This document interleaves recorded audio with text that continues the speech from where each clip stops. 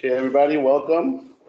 Sorry we had to displace everybody today to Artemis. They're getting the roof changed over at the clubhouse, so it's closed.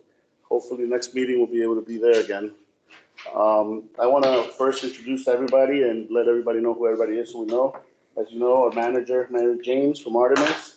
We have Jason Simmons, our director. We have Patrick Burton, our new lawyer. Hey, everybody. And we have Corey Gagnon, our secretary, Marcelo DeFranco, our vice president, and I'm your president, Mario, and Herman is another director here. So I'm going to go ahead and call this meeting to order. It is 7:04. There is five of the seven board members present, so we have quorum. The only absent is Scott Manahan and Jose Sanchez. Proof of notice was done on April 23rd at 7 p.m. Anybody in the audience want to comment on any items on the agenda before we get started? Okay, we'll move on. All right, we have the minutes for the March 21st board meeting, as well as the organizational meeting from March 14th. You guys all had a chance to review them. Did we get a motion to approve the minutes or? I have some questions on it. The organizational meeting, I was not present, though the minutes show I'm present. This is page 4. Page 4? Yep, page 4 of the board meeting packet. Oh, the board meeting packet. Yep, board meeting packet. Okay. It's in there, I just print them out separate. So you were not present? I was not present. Okay. I can't recall, was the meeting at 7 p.m. or was it earlier than that? I think it was earlier than that. Yeah. It was during the day, Yeah, it was at 7, the organizational. that meeting was, noon or? No, it was, No, the organizational. No, that was the Yeah. meeting. Yeah, Oh, I thought it was earlier than that. no. I'm just lucky you have it. And for those who were present, can you just validate the other people that were there? It shows that Mary was present, Chris Wright was present, Scott was online, just for accuracy. Well, Grace was not there. for you sure. have to set a minutes, maybe you, it's the confusion of it. Yeah, I'm that's looking at the board organizational meeting. He's saying that he was present and Chris and Mary. So, Or it doesn't say present, this isn't the management and the attorney, but, correct. so maybe we Gotcha, just make gotcha. something like not present, Okay, yes. Yeah. and then everything else is good, right? And then it Yes. was 5 board, yeah. Yeah, it was 5 board present, 1, 2, 3, 4 present and 1 Yeah, there was online. 4 present. Yeah, and 1 online.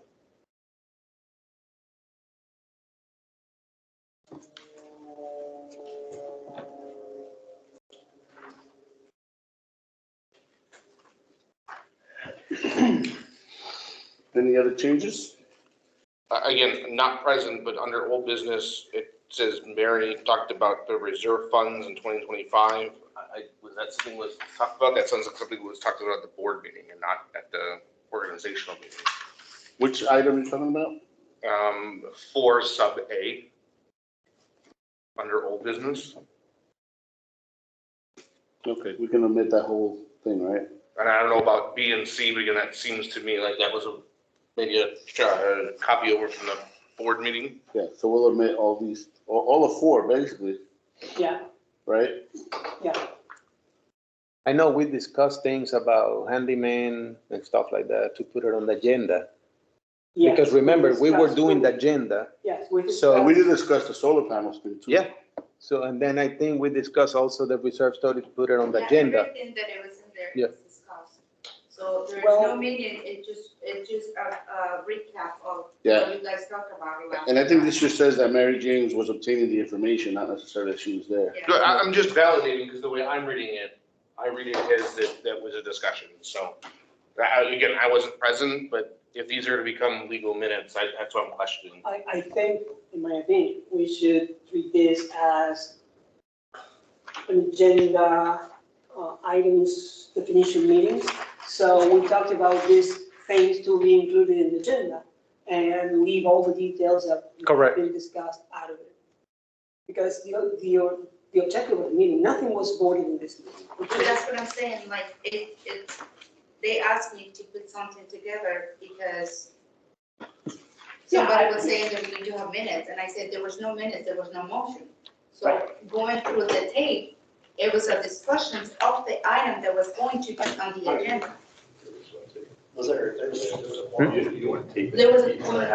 The what? Legally by the state. Yeah, but there's no motion. Yeah, always, I always do. I understand there's no motions, but when I read Yeah. this, it looks like all business reserve study that Mary was going to obtain information. On the organization and Fine, no, yeah, and I read it as you were there, we were asked to do that, because that's how our normal meeting minutes kind of run. I think at this point, in my opinion, and tell me if I'm wrong, the reserve study should say, board asked Mary to obtain information. And then that way it's showing that we were asking for something or, we were discussing our discussion around reserve study for 2025. Because to me, it sounds like we were doing business if I were to read the notes. That's what I'm reading it as. Yeah, And they're cracks. so like board discussed asking Mary to do this and this and that. She just got taken by the state because they didn't have like appropriate minutes or it wasn't convened the right way and somebody in the membership sued. Any other changes? No. Any other changes? Yeah, I can say just generally, what minutes are supposed to be is a record of what was done at the meeting, not necessarily what was said at the meeting. So if it's an action item or a direction that was given to someone, it should be in the minutes. But as far as just ancillary discussion, you can include it if you really think it's necessary to include it, but normally that stuff doesn't need to be there. Okay. I think what Corey's saying is specifically, we don't want to make sure that it's known that she wasn't physically at the meeting. Sure. Fair enough. Outside of that, it doesn't Yeah. really matter, but yeah, and just to make sure that we don't end up on the wrong side of the street. If this is something. It got real weird out there in the past like 6 months. So why don't we omit all the extra details and just make it a list of what was discussed? Yeah, you absolutely could Can we do just do that. Yeah. that? And that's it, yeah, the agenda, yeah, So we'll because, omit all the, well, obviously the first paragraph where the meeting was called and all that, that's fine. Mhm. But everything else, I think just get rid of all the literature and just leave the headings that these things were addressed. That's it. Okay, that's fine. And this way we don't have to worry about it, because there was no motions, there were no actions. Okay, No, that's fine. everybody agree with that? Yep. Yeah. All right, so can I get a motion to approve as amended? I make a motion to approve as amended. I'll second that. All in favor, say aye. Aye. Unopposed, motion carries. The 4 minutes. Board meeting minutes for March 21st. Any comments or changes? Just a minor thing. On all business, 7C, says the motion was passed unanimously. Number 7, you said? 7C.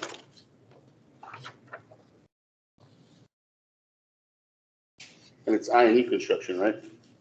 No, the legal, It's legal. yeah. Consideration. So it says that there was one abstention and one no. Then it says the The motion legal passed one. unanimously. Yeah, so it says the motion passed and it wasn't, because it was a denying, a no, an abstention, and 4 yeses. Just That's it. semantic. What number? C, consideration on legal, on the old business. Old business, C. Yeah, that one. So the motion passed, 4-1. And I think that's it for me. I don't see anything else. Oh, now that we, discussing that, legal, when we are voting, right, to abstain, how that works? Because I received different information on, how to abstain to a vote. I was told that you have to vote yes or no unless you have a conflict of interest on that vote to Yeah. abstain. Yeah, abstentions need to be used very sparingly. It should really just be when you have a conflict of interest, when something pertains to you personally, that's when you would do an abstention. If otherwise, it should probably just be voting no, unless you have a conflict of interest. Okay, Now, thanks. would it be fair to say that if you abstain because you don't feel like you've been given all of the information that's necessary to make the vote, is that okay? It's not against the law. I mean, you're not violating the law by doing it, but just proper procedure is really the abstention should just be if there's a conflict of interest where you're personally involved in the outcome of it. Okay. So it's better to vote no That'd be and, my or recommendation. table the issue. If that would be majority, if the majority Gotcha. could vote to table the issue, if Gotcha. majority feel they don't have the information. Thank you. All right, One more edit.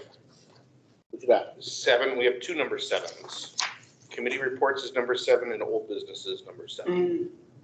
That's what I was like, 7C. Oh, got you. Yeah. So the old business needs to be number 8.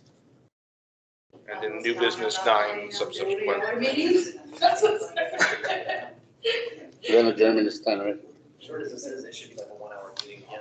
Okay. Other than that, I'll make the motion to approve the minutes for. Do I get a second? I second the motion. So Corey, second by Herman, all in favor, say aye. Aye. Aye. None opposed. Motion carries.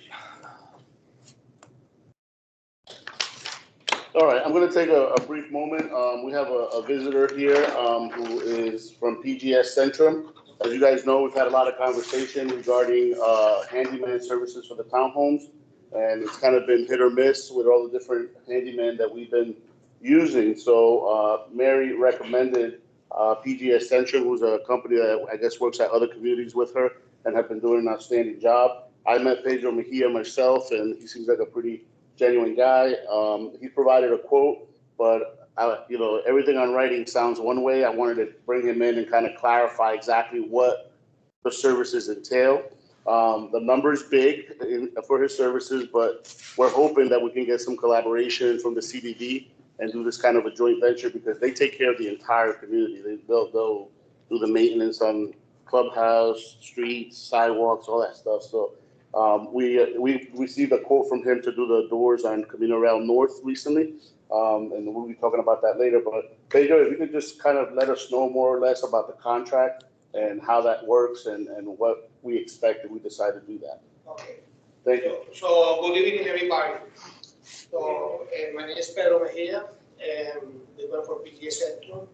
The service we provide digital maintenance for condominiums, associations.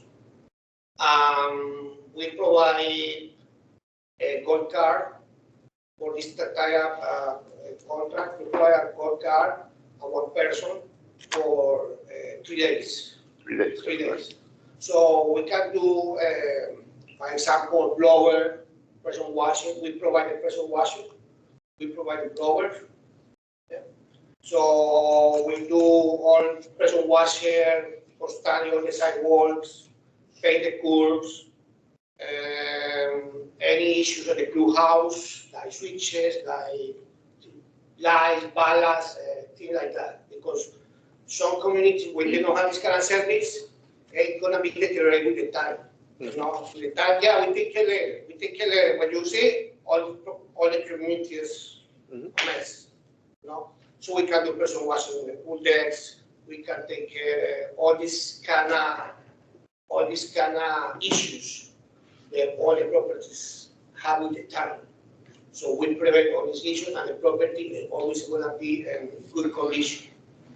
So it's like, the service, at least for the services, is a release for the community because the community is gonna look good all the time.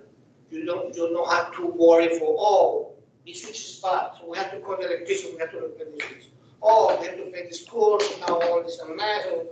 So we provide all these things. And also, like I said, we provide a gold card. And you do minor painting too, right? Yeah, we do a minor painting, we do drywall patches, all this kind of stuff. And replace like doggy stations, things like that, those are things that you could do. We have to put signs, stop signs, on new dog stations, we do all of this. Okay. Also, we can sometimes the associations, then we provide the facility to order, by if you need painting, if you need materials, we provide the material and we invoice separate. So you don't have to wait, oh, we have to order that, we can make an order, send to Mari, the board approve, we proceed. Now, when you say 3 days, I assume that's an 8-hour day? Yeah, it's gonna be by, I have properties like that, can be Mondays, Wednesday, and Fridays. On Mondays is work day, Fridays is weekend, and Wednesday is the middle of the week. Okay. And also, the community can pass word orders. Oh, we saw this in that street, okay, we're gonna fix that. Oh, we saw that, okay, we're gonna. And how does that work? That works through email, or you have like a work order system, or how does it work? Right now, we're working with the system. It's gonna be some, maybe in a few months. But right now, we can do it by email. Okay, You can send it to the email. After that, so we pay the repair. And every week, every day, you're gonna have the report. What the person will do the property. What they do in other communities, I have a calendar, a monthly calendar with daily tasks, spread it out throughout the day, like, okay, from this time to this time, you're gonna do ground, from this time to this time, after lunch, you're gonna do the special projects. We call them a special project for people that, like, let's say painting, or repairing light bulbs, or fixing anything in the community, right? Or pressure washing. So they follow that schedule based on the community needs at that time. Yeah. So makes sense. you guys can provide them, hey, I want you to focus this month and these type of items, and we add it to the agenda in the calendar for that week or for that month, and then he starts sending you guys the report. Yeah, because what we're looking for is work like a team, you know? We don't want to come into work, we do like a criminal, no. You need focus, okay, we have you have focus on this project, we finish this project, and we go to the other, okay? So that's what we do. So if somebody saw something, so make the request, and we fix it immediately or next day. If we need parts, we let you know we need parts to fix that, so you approve it, so we fix it. Okay. Anybody have any more questions for him? Yeah, so I'm assuming that you guys, because this is a major company, you guys understand like the nuances of what you can and can't do as far as Florida state law is concerned without a general contractor's license, right? So you'll definitely you'll be the first one to tell someone, no, I can't do that, you know? Yes. That's really all I care about. Yes. Okay. Yes, you're right. Unfortunately, like it's a blurry line between like what you can and can't do as far as like not having a general contractor's license and. Yes, so sometimes, if something coming, and you can tell me, you guys can do this, I say, yes, we can do it, or no, we cannot.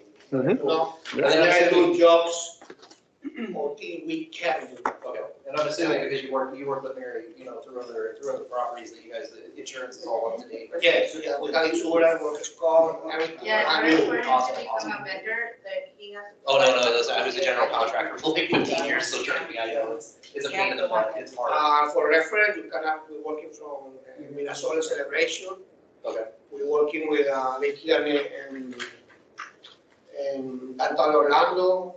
We're working with Vizcaya Heights in San Lake. Vizcaya, also Vizcaya HOA too. So we have everybody, kind of for reference, everybody, no complaints. When sometimes happen, when you make a complaint, so we fix it right away, we fix it right away. So, but for us, the priority is the customer, Can you talk a little bit about the compensation system? How you charge, how you get paid, and if there's any additional charges? That's, yeah. It's under contract. that's a monthly contract. Yeah, it's a monthly contract, but if something's coming, like we need to remove sidewalks, we can do that, so we give you a separate quote for the contract, okay, but we give you a discount because you are a customer. Yeah, So this contract basically involves just preventive maintenance and little repairs. Yeah, we do Yeah. preventive Just like- maintenance and little repairs. We are going to do major things like, by example, grinding or remove sidewalls because the roofs. Yep. So we give you a separate quote, or we give you a discount, very good price.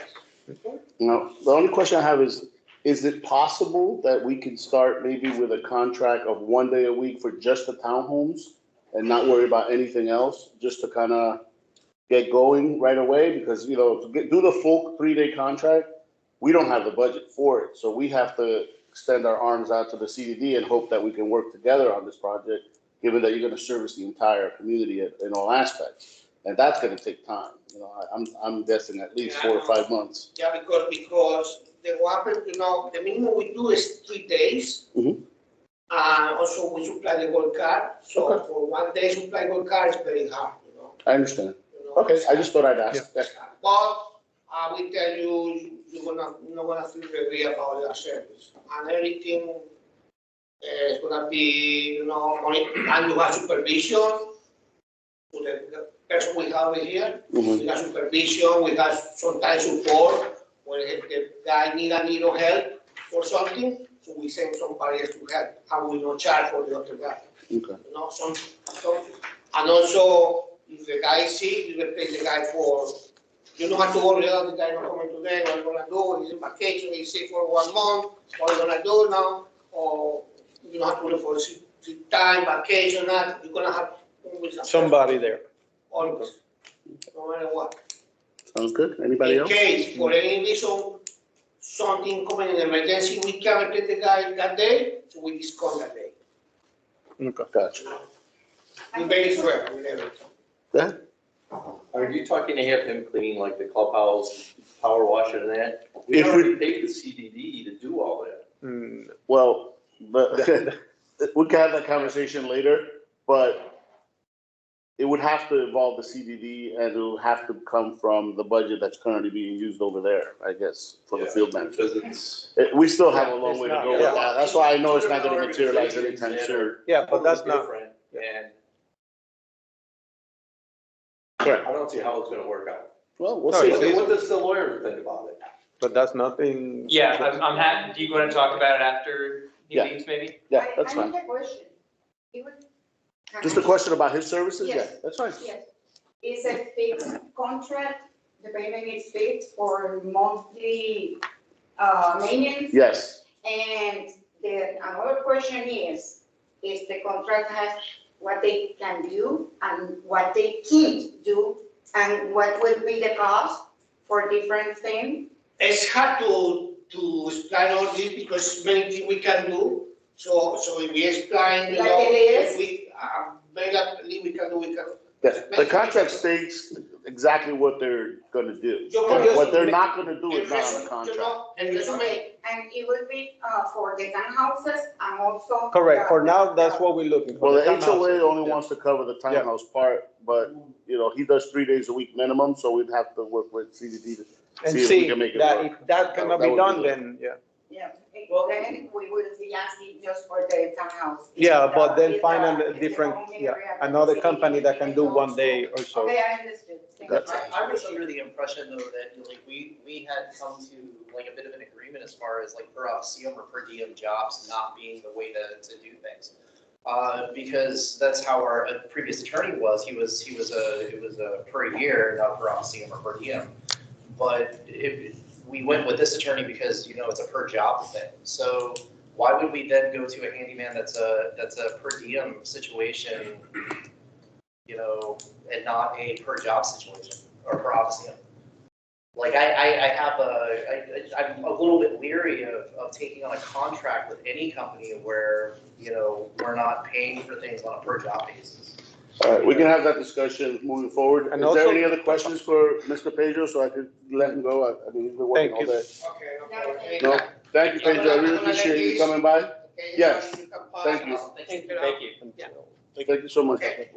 Thank you very much, appreciate that. Okay, have a great day, sir.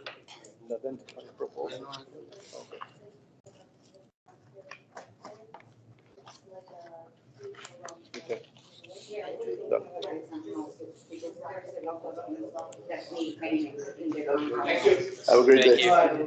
And I know that because we have a lot of problems. Alrighty, we're gonna move right along. Manager. Managers report. Let's talk about March financials. Operating cost is 351,059.9. Prepaid 63,997.89. Reserve quote is 201,271.77. Outstanding fee is 1,405.41. Account receivable 163.825.13, and net reserve is 509.120.39. We have collected assessment for 67,303.94. Past due collected is 5,978.76. 114 late notice were sent, 11 intend to leave, 2 Gestapo on hold, 2 accounts under the attorney, 1 payment plan, last section was 315. Open violations just for the month of March is 31. Applications approved, 3. Applications for the ARC pending is 3, and 3 denials applications. 333. All right, Quick recap of what transpired during the month of March. Irrigation inspections emails, Tahoe irrigation meeting work order, requested financial meeting to review GL accounts, and ledgers were raised, and it was held here at the office. Construction defect matter for 3166 via Palmer Lane roof replacement, emails follow up. Since the road project, e-blast through the community, create folders in Cronstead for previous board requests. 2929 Puerto del Sol Boulevard is requesting a payment plan without late fees. Compliance inspections and violations letter was sent by mail and by certified mail for those that are going to be at the final hearing. Request guidance to address an open and possible violations. Boxes received and a credit information was sent. After doing an audit of the boxes, we have been building a bill of sold the credit of 217.12, and it was attached to the email that it was previously sent. Also, we have 3174, the Palma Solar Panel Removal Payment Plan Agreement request was discussed, and it was sent to the attorney. I haven't seen a copy of that. I don't think that we haven't received anything back from the attorney either. INE Construction Town Hall Repair Follow-up for Building 15, Physical Repair Inspection requested, Town Hall Construction Defects Repair Protocol was discussed with Mario. Meeting minutes, revision of the previous minutes and completion of the new minutes were completed.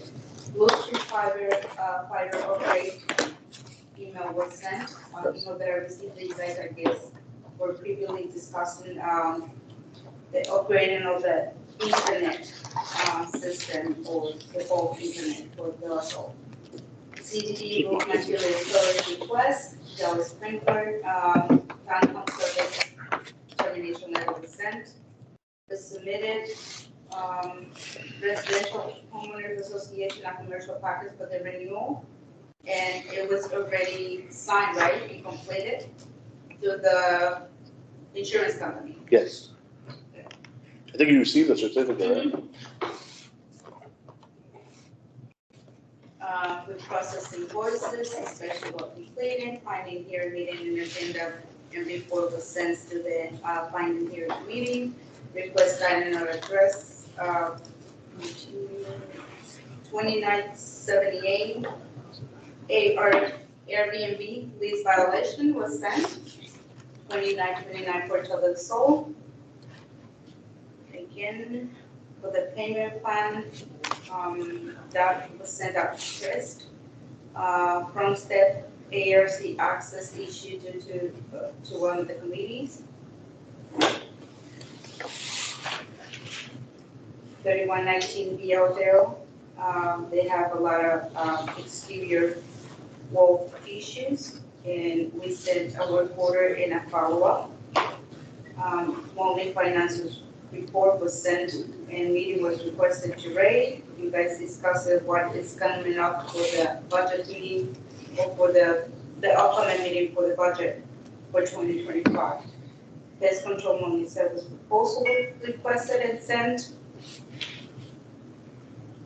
I sent to KOA a request for the illumination code. We received an answer and I provided the answer this month to the board. Vehicle request for 2904 Casanova Drive was completed. Vehicle request also for Junior Commons was completed and sent to him. We have a meeting with the insurance agent to discuss the insurance renewal. The board has a lot of questions regarding that, and it was already, that meeting was already accomplished. 2920 Casanova Drive, violation and ARC request, send out an email.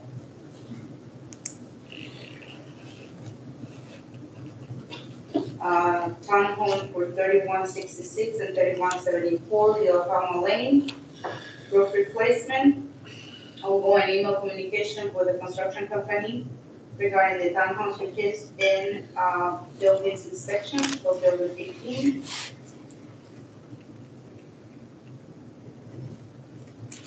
So that a couple of e-blasts for roof replacement, the CDD, CDD already signed the contract for the storage agreement for the material for 3166 and 3177. Follow up with INE for 3145 EL0, second floor soffit on the front of the building, about the front door that needs repaired. And it says that they have a hole that an animal can go in. Building 7, 2917 and 2923. It's kind of big. It appears that the stucco in the front of the building is starting to separate it from the wall. And we send out also a request to ID for inspections of that.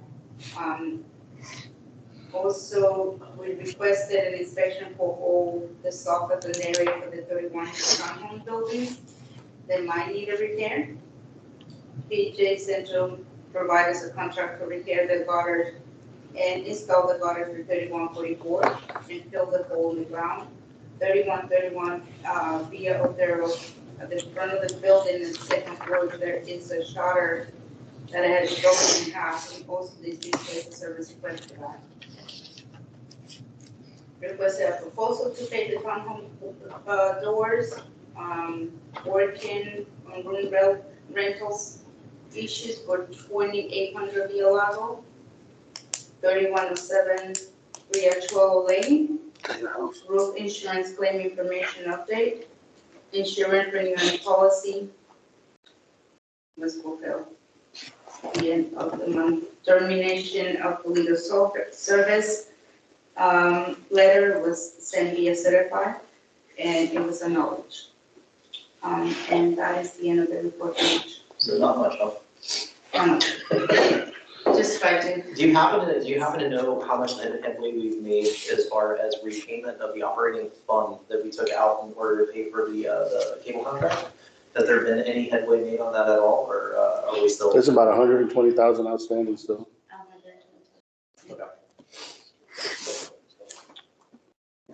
Okay, thank you so much. You're welcome. Okay, everybody, Mr. Patrick Burton is our new counsel. He's with the Massey and Burton. I believe they have a lot of years' experience. I don't want to put a number because I don't remember. Yeah, no problem. Maybe you can fill in all the gaps and, Sure. Thank you, Mario, and thank you, everybody, for having me out tonight. My name is Patrick Burton. I'm co-owner of the firm DeMasi Burton.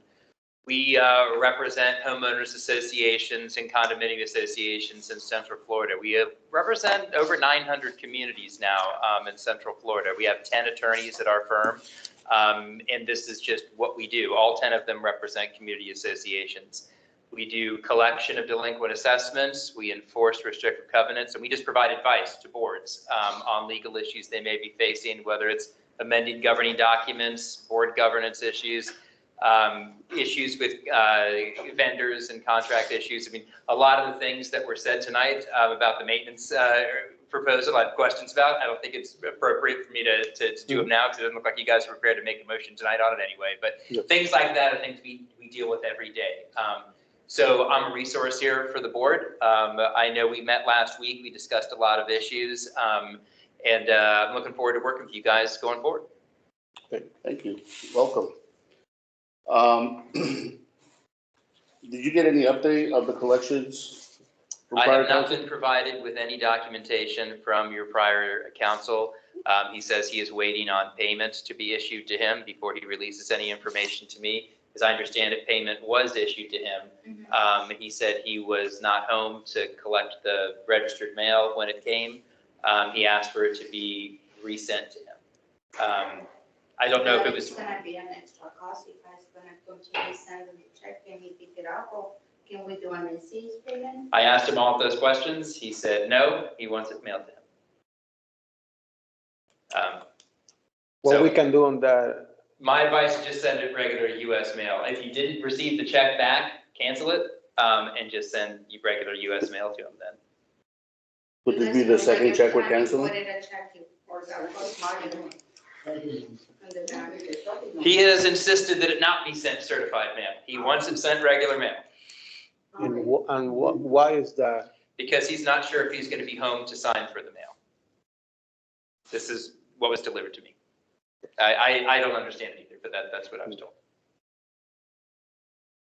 So, okay, so let's figure out that. But I think on the collection area, I don't think he ever had any collection, just, a list. It sounds Yeah. like there were 2 collection files is what you just stated. That's Is what that I have right? in my report. On him? Because we No never approved. collections in our collection department. Oh. Before it went over to the attorney. Okay, Okay. okay, so Yeah. it didn't go, because I know No. we at first gave them like 18 accounts, but we never processed He those. told me there were no files that were in litigation, so no lawsuits have been filed. Correct. Which that's good, because there's no like ticking clocks on any of these files. So I think we'll be okay here. I mean, I'm just letting you guys know that I can't get started until Correct. information's given, so. Yep. What about using a processor when you give him his check? I mean, I just feel like this is gonna be a game that's gonna keep going on. He's never gonna get the check. I hope it doesn't come to that. My thought is that you cancel the payments if it's outstanding. Has it been returned to Artemis? Do we know? Okay, well, let's just cancel it anyway and then just send it regular mail after that. And it can be accompanied with an email from me saying it's been sent regular mail.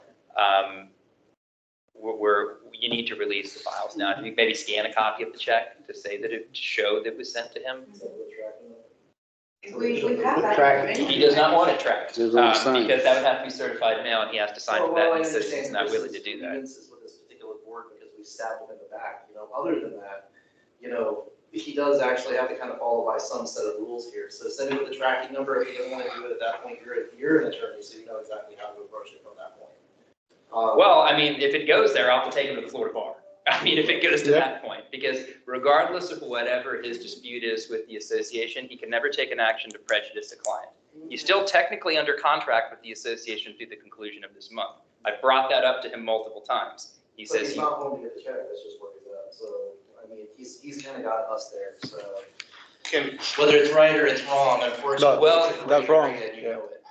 Can we, I don't know why you're taking that approach, but know. I'm taking that approach because I watched him get stabbed in the back. Well, he wasn't stabbed, he That's wasn't an doing his opinion. job. either way, It's objective. I don't think this is a productive conversation. Correct. I agree. I can Thank you. drive to his house and give him the check if that's what it comes to. I mean, I'll do whatever I need to. That would work as well. I was saying, I'd be willing to Or Corey could. reach out to, if you reach out to him and get him to agree that we hand deliver the check, I will pick up the check from Artemis and I will hand deliver it Okay. to Chris, if that's what it takes. I am still on good terms with him as he departed. Good. He may agree to that and we can put this all to bed sooner than later. Yeah, because we can need to get work. Moving forward. Fantastic. If he Thank you, agrees to it, we'll make it happen as quick as we can get it. I can ask him if he will agree to that. Thank you. Thank you, Corey, appreciate that. Thank you. So I'm gonna wait for your directions then. Say again? I'm gonna wait for you guys' directions before I. Yeah, let's get send them, an email yeah, to let's- Rach- to yep. Rach. Yeah, let Corey contact him first, because that's probably the most productive way to deal with it at this point. So you don't want me to contact no, him? I want you to contact him from the legal standpoint and say, we understand there's, whatever's going on with money, Corey has offered to hand deliver it to you, would that be acceptable? Okay. And then that way, he counteracts anything that is all in your ball court, and we're not trying to speculate. Sounds good. Okay, thank you. Thank you. All right, So collection violations. so, I guess we don't have anything else on violations either, or, right? No. Now, you also haven't received anything with regards to the pre-litigation mediation issues? No. Okay, and I guess we put on here, like, the process, I think you answered this question during our legal meeting, but I don't know if you want to just give a quick synopsis to those that Yeah, aren't there. sure, we can talk about What it. the process, So if we break your documents into 3 different types, okay? We've got your declaration of covenants. This is the big ticket one. This is where all the heavy duty restrictions are located in. An amendment to that takes 51% of your entire community to approve. Now, what we could do, and this is what we were talking about earlier, is architectural standards and guidelines. So you guys do have the ability to approve or deny changes that are made to a property. Those decisions, as long as, so you need to make standards and guidelines that describe why you would or wouldn't approve changes to someone's property. As long as those changes don't contradict anything that's in the declaration, that can be done with a board vote. Florida law requires a 14-day mailed notice of the board meeting where those changes are going to be considered. But ultimately, the board can make that decision. My recommendation would to get some advice and counsel from the architectural committee. They're the ones that are actually going to be making the decisions. So I'm thinking they're going to have a lot of good feedback to give you on that. But ultimately, it'll be the board that makes the decision. Though. But hopefully, the board and the committee is in agreement on what it should say anyways, that shouldn't be an issue. And then you've got your bylaws. So your bylaws, this is kind of a misinterpreted area of the law where people refer to bylaws a lot as an important document for the community, and they are, but the bylaws are a procedural document. So what this means is that, well, it's about how do you guys function as a corporate entity? Mm-hmm. What types of requirements are you supposed to give for your meetings as far as notices? How does your election function?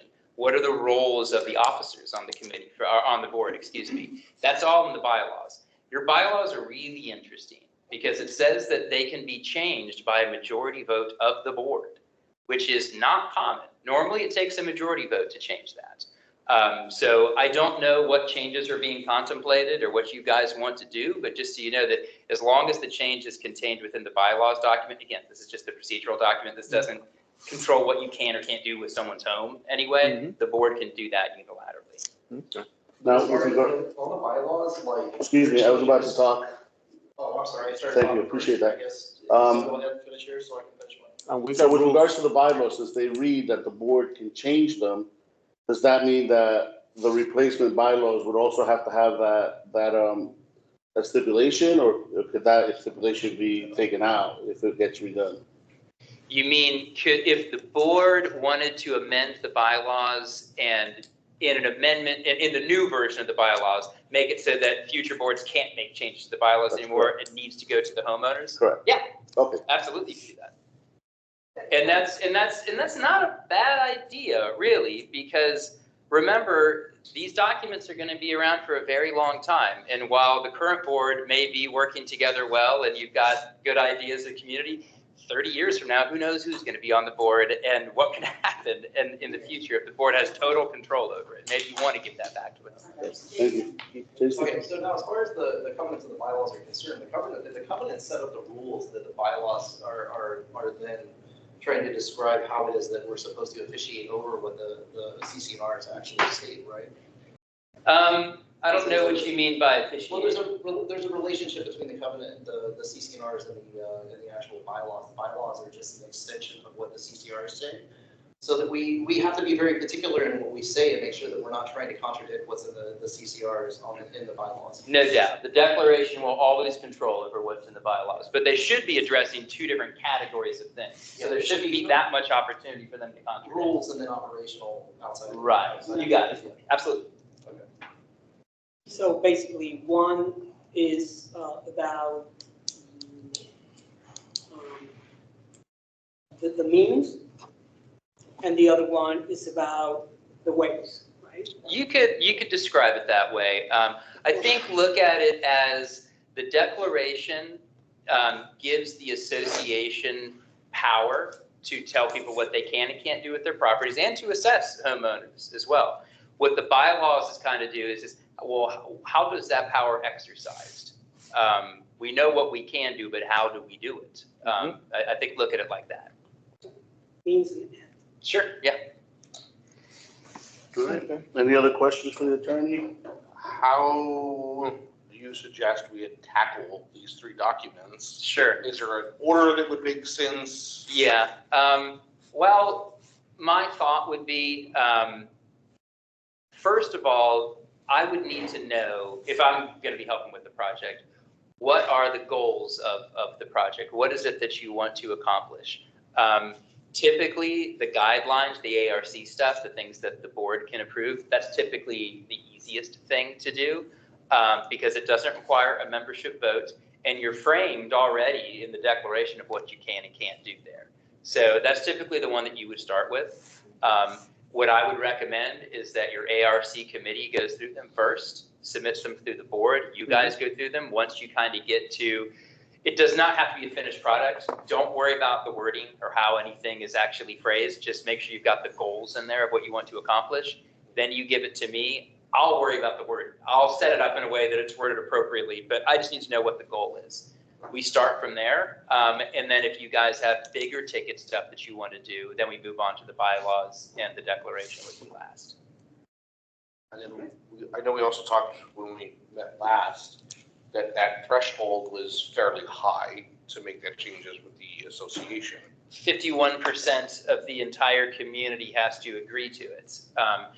And that's tough. I mean, as you guys probably know, getting 51% just to participate can be high. To the exchange, to amendments of the documents? Of just the declaration itself. 75%. Declaration, it's a majority of everyone in the community. It's not 75%. From what I read, I looked at the original version of your declaration. I went through each amendment that I have, and I didn't see it changed. Okay. But I may be missing one of the amendments. I mean, I can go back and check again. But from what I saw, it was 50% plus one, the majority of everybody. That's actually easier. Because we've been getting that, so, okay. Well, I mean, but remember, they all have to agree on it. So Correct, you've got, correct. not only have to participate, they all have to agree too. And Correct. Agree to everything. It's kind of like the Congress bills, right?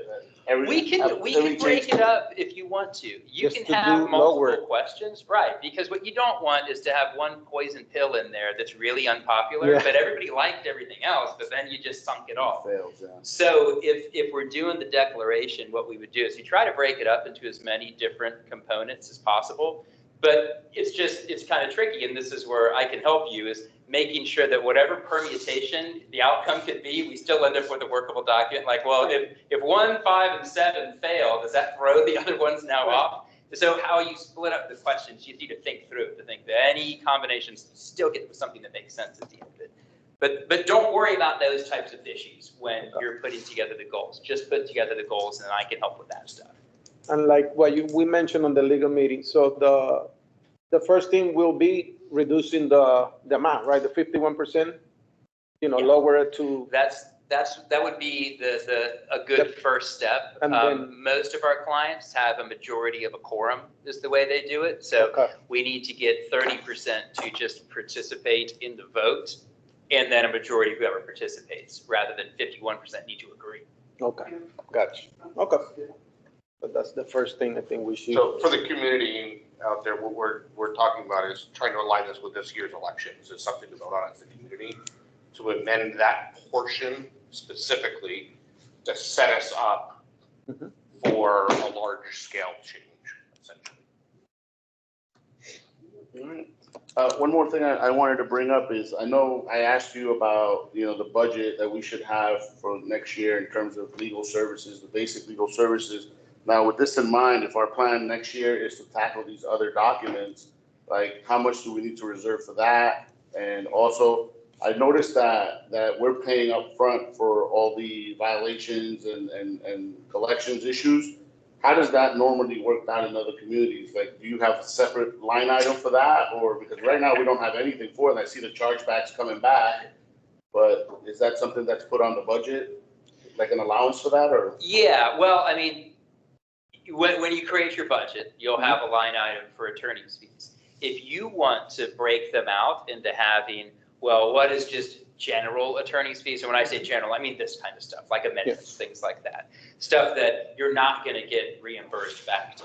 And then you could have a separate category under legal expenses that's everything other than general. And that can be for attorney's fees that are used to collect delinquent assessments or for covenant enforcement. Those where you may recover that money back. And so when you're budgeting, you can keep track of that. And when we get there, when you guys are ready to prepare your budget, if you want to shoot the numbers over to me and I can take a look at them and tell you whether I think that's realistic or not, I can certainly do that. Okay, that's good. Yes, sir. I want to address our Sure. attorney here. I'm a former director. I was a director. I resigned prior to the recall that put these guys in. And when we got the association, there was no declaration. There were two sets of bylaws. The developer wasn't very good at what they were doing. So the declaration you're seeing is what we put together and created so there would be a declaration. You mean the bylaw? No, the I bylaws. think you mean the bylaws. Yeah, they created the bylaws, yeah. See, it's been a while. No problem. No, I saw that when I was going through your Yeah, it was documents. I messed saw up. two different Something versions of ferocious. the bylaws. Just the language I'm quoting from tonight is from the most recent version of the bylaws. I assume that's what I should be following. Yeah, the That is the 2020, one, yeah. Yep, that's the one I'm reading from. I got it backwards. So anyway, we did do that. And so you will see that was put together by Fraser and Bowles in Tampa, Mhm. which was an experience. So anyway, that's where we're coming from. And it's like I told these guys whenever they took over, these two, I want to help. That's what I'm here for. That's why I'm doing committee work, because I would rather help. So. Great, that's- thank you. Thank you, Mark. He's on the ARC as well, him and the compliance. Okay, Fine. I'm on two different committees, three. I lose track of how many committees. All right. All right, I know. let's move on, guys. So, Treasurer's not here today. He's on a trip. So anybody want to say anything about financials or any questions about the financials? Well, they can discuss it on the financial committee. Okay. Yeah. Secretary report? I feel like I've saying this for months in a row now. I finally got through all of our documents, sorted everything out. I wanted to shoot Patrick's here for just a moment if you'd entertain me. We took documents that were being stored by Artemis out of storage. And I've gone through everything. Our last council had said anything with 7 years, keep. So I pulled all of that aside. Everything else that is there is 20. 15 or? It's not even, there's very small 2015. I got a pile like this of 2015, 2016, which are kind of in that range. Everything else was like developer stuff. So they had individual folders for each address. This is only a part of the community.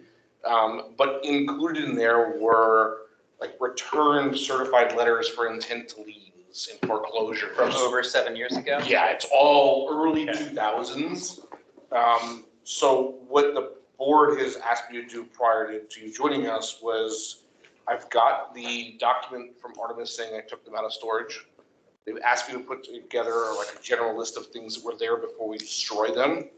and then have them officially destroyed. So the cheapest option was going down to Staples and having them destroyed and shredded for us. So, They just need a certification that the. Right, and they'll return that certification for us. ordinarily, everything you're saying sounds okay to me, Okay. but remember the construction defect litigation. Right, so I did pull out anything that I thought was relevant and have already turned that over to Chris Tribbiani and Waljanek. Okay, good. That's just the one thing I'm thinking about here, because evidence spoliation is what it's called, is if you're in a lawsuit and if you have records that could somehow, some way, someone could make an argument are related, and if they're destroyed, you can face sanctions for that. So your plan seems fine to me under normal circumstances, but I just, maybe before we destroy anything, you give a list to me of what you're planning on destroying so I can take a look at it. I can also have Paul Janik take a quick look at it as well and make sure they confirm that no connection to this, and then you're good. Are we able to, under current law, can we digitize it? Oh, yeah. Okay, so And- that might be like. And the chances are, to be honest with you, I don't know what Artemis has that's digitized yet. As I went through all the records, I noticed they were stapled at one time and they are no longer stapled, which makes me think that someone had scanned them at one point, and they could be sitting in with the digital records. Some of So- them, yeah, some of them. Theoretically. I put quotation marks there, I scan. We did scan a. Right, we did at one time, the association had. Yeah, that was the thunder that ended up in Bermuda as possession. It's summarily disappeared. So, okay, so then I did turn over anything that there was old receipts that had to do with roof repairs on repairs. Ironically, some of the same addresses we're addressing today. So Phil. All that stuff is certainly relevant. Yeah, so that's already over. I have the originals, I'll preserve those. But Chris Tribbiani over at Volgenic has digital copies of those already and is aware of their existence. Okay, great. He is not asking for originals. I have offered them to him, but he goes, at this time, just hang on to them for me. But I. No, that's fine. I think, like I said, just before we actually destroy anything, if that list of whatever it is, let me take a quick look at it. And I can speak with Chris as well about it to make sure they're okay with it. Okay. I just want to make sure we were on the same page, different perspective, different views. Yeah.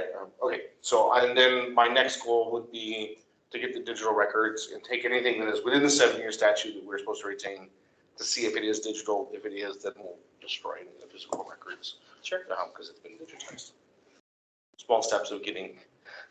We're getting there. Yeah, no problem. I get it. Did you run Thank into- you for doing that did you job, run though. into I'm sure any- that's a big one. Did you run into any plat drawings on there? 'Cause Because I was looking at front steps, our plat that's on there is a really old plat that doesn't even have some of the problems. If I did, it would be with what I gave Mark. So I did run into some architectural stuff. And I gave Mark, Plats in it. yeah, I don't know if there was any flats. Is there a way to get those, Patrick? To get the original plats, they should be recorded in public I'm thinking like records. the latest plats, because the one we have, like half of the townhomes that exist was a. Okay. They Yeah, recorded that. they should be in public records. If you want me to look for them, I can. If you just go to clerk of court and just type in the name of the association under public records, you should find it. I'll look for them. I Okay. have to go there anyway next week, so. Yeah, I would say the only thing I found was some architectural stuff. I did run into some CDD stuff. Yeah, any drawings are helpful because There the was buildings no- just fill up, so.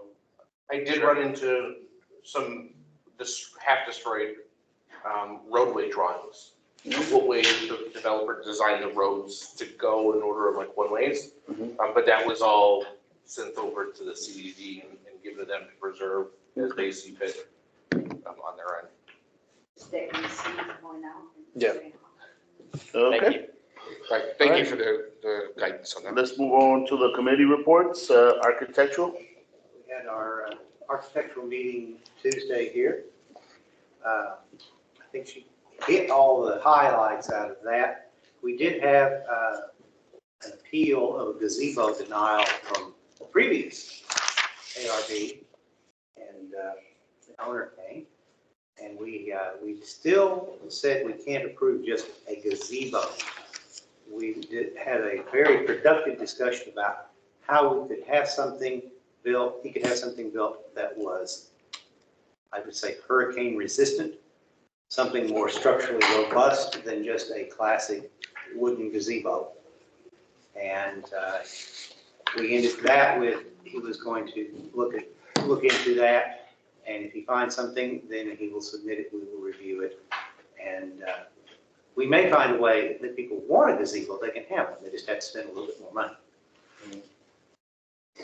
Okay. But our idea is that building something like that with a roof on it and everything else, we have, hurricanes here. And I've been there with 100-mile-an-hour winds that ripped all the leaves off the trees. And so you want not to have something like that sitting around because it may end up in somebody else's house. Yeah, you're right.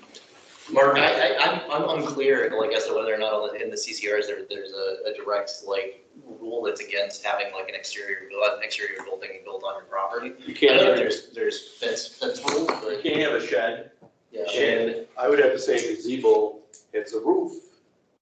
Consider a shed. Yeah, I mean, I tend to agree with you, because even in the previous place that we lived, like, in our CCNRs, there was a direct line. And then we were in South Florida, so I mean, we're like a lot more stringent as far as the hurricane rules are concerned. But there was no sheds, no gazebos, no nothing. I mean, you couldn't. Well, in the papers that Corey went through the boxes, he gave the mark that They- way back when the builder was denying them. Well, I mean, that pretty much like solves it all for you then, because the builder was denying it, then it's denied, like, period. There's no reason for you to have it. The builder set a precedence in the beginning of this development to say that there's no gazebos that are supposed to be on the property. I think that's what the lawyer increased on the documents, right? Here's where we get into what was and was not done. Correct, and they have to be in the documents, I think. Yeah, and the that's, legal. this is the type of stuff I can help with, guys. Yeah. If you want me to take a look at the language of how sheds, gazebos, just how it's all How it is broken defined. out, I can give you my thoughts on whether you have the ability to approve it or not. But that would just be something The you problem look we at. have, I think, is you will find that there are some houses that have gazebos because they built them in the interim when the builder and the developer was involved in being bankrupt. And the time they finally actually turned it over to the residents. And Okay, in that interim there, people did whatever they felt like doing. So on the other end of that, and this is a legal question, as far as Florida state law is concerned, if it's gone over like 7+ years, I think it is, at that particular point in time, how enforceable is it to have someone remove the gazebo that yeah, has been well, there for that long? statute of limitations to enforce a written document that impacts the use of land is 5 years. But I can also tell you that even if it's been there for 3 or 4 years, you may have a hard time getting a judge to agree with you at that point because so much Correct. time has passed. But 5 years is the absolute cutoff. Much No, of this stuff probably happened 5 Yeah. to 10 years ago. Yeah. so it is what it is at that point. As to those, we can't retroactively do anything. But if the board is planning on taking a hard line on gazebo sheds, what have you, the best thing to do is to send out a letter to everybody in the community saying that, hey, we know that in the past, people have built these things because there was no one watching, basically, but this is not allowed under our documents, and just because somebody else has them doesn't mean you can have them. So we're putting everyone on notice now that if anyone tries to install one now, we're going to say no, and if you do it anyway, we'll take legal action. Can we enforce that to some people and not to those who already have them? Yeah, we can just, what we're doing is we're drawing a line in the sand, just saying that legally, we can't do anything about these other ones, so they can remain. But it's just going forward, the new ones.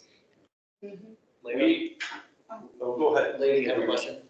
I have a question. I think that we in Villa Palma also had the same question about the gazebo because this street, just Villa Palma, is different than other townhouses that is not allowed because there's no room, but we have a patio. We have a David patio that is allowed. So I spoke with some of the neighbors and they also have sent in some advertising about gazebos in the Villa Palma. And I just need to know if the same thing applies just to this street. Because of our particular characteristics. I would feel like, and obviously, I'm sorry, go ahead.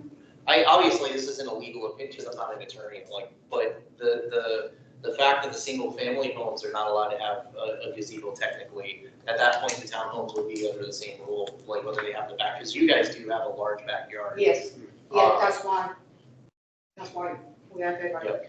What does, just to be clear, does the board want me to look into this issue or not? Yeah, We'll say yes. clarity on it.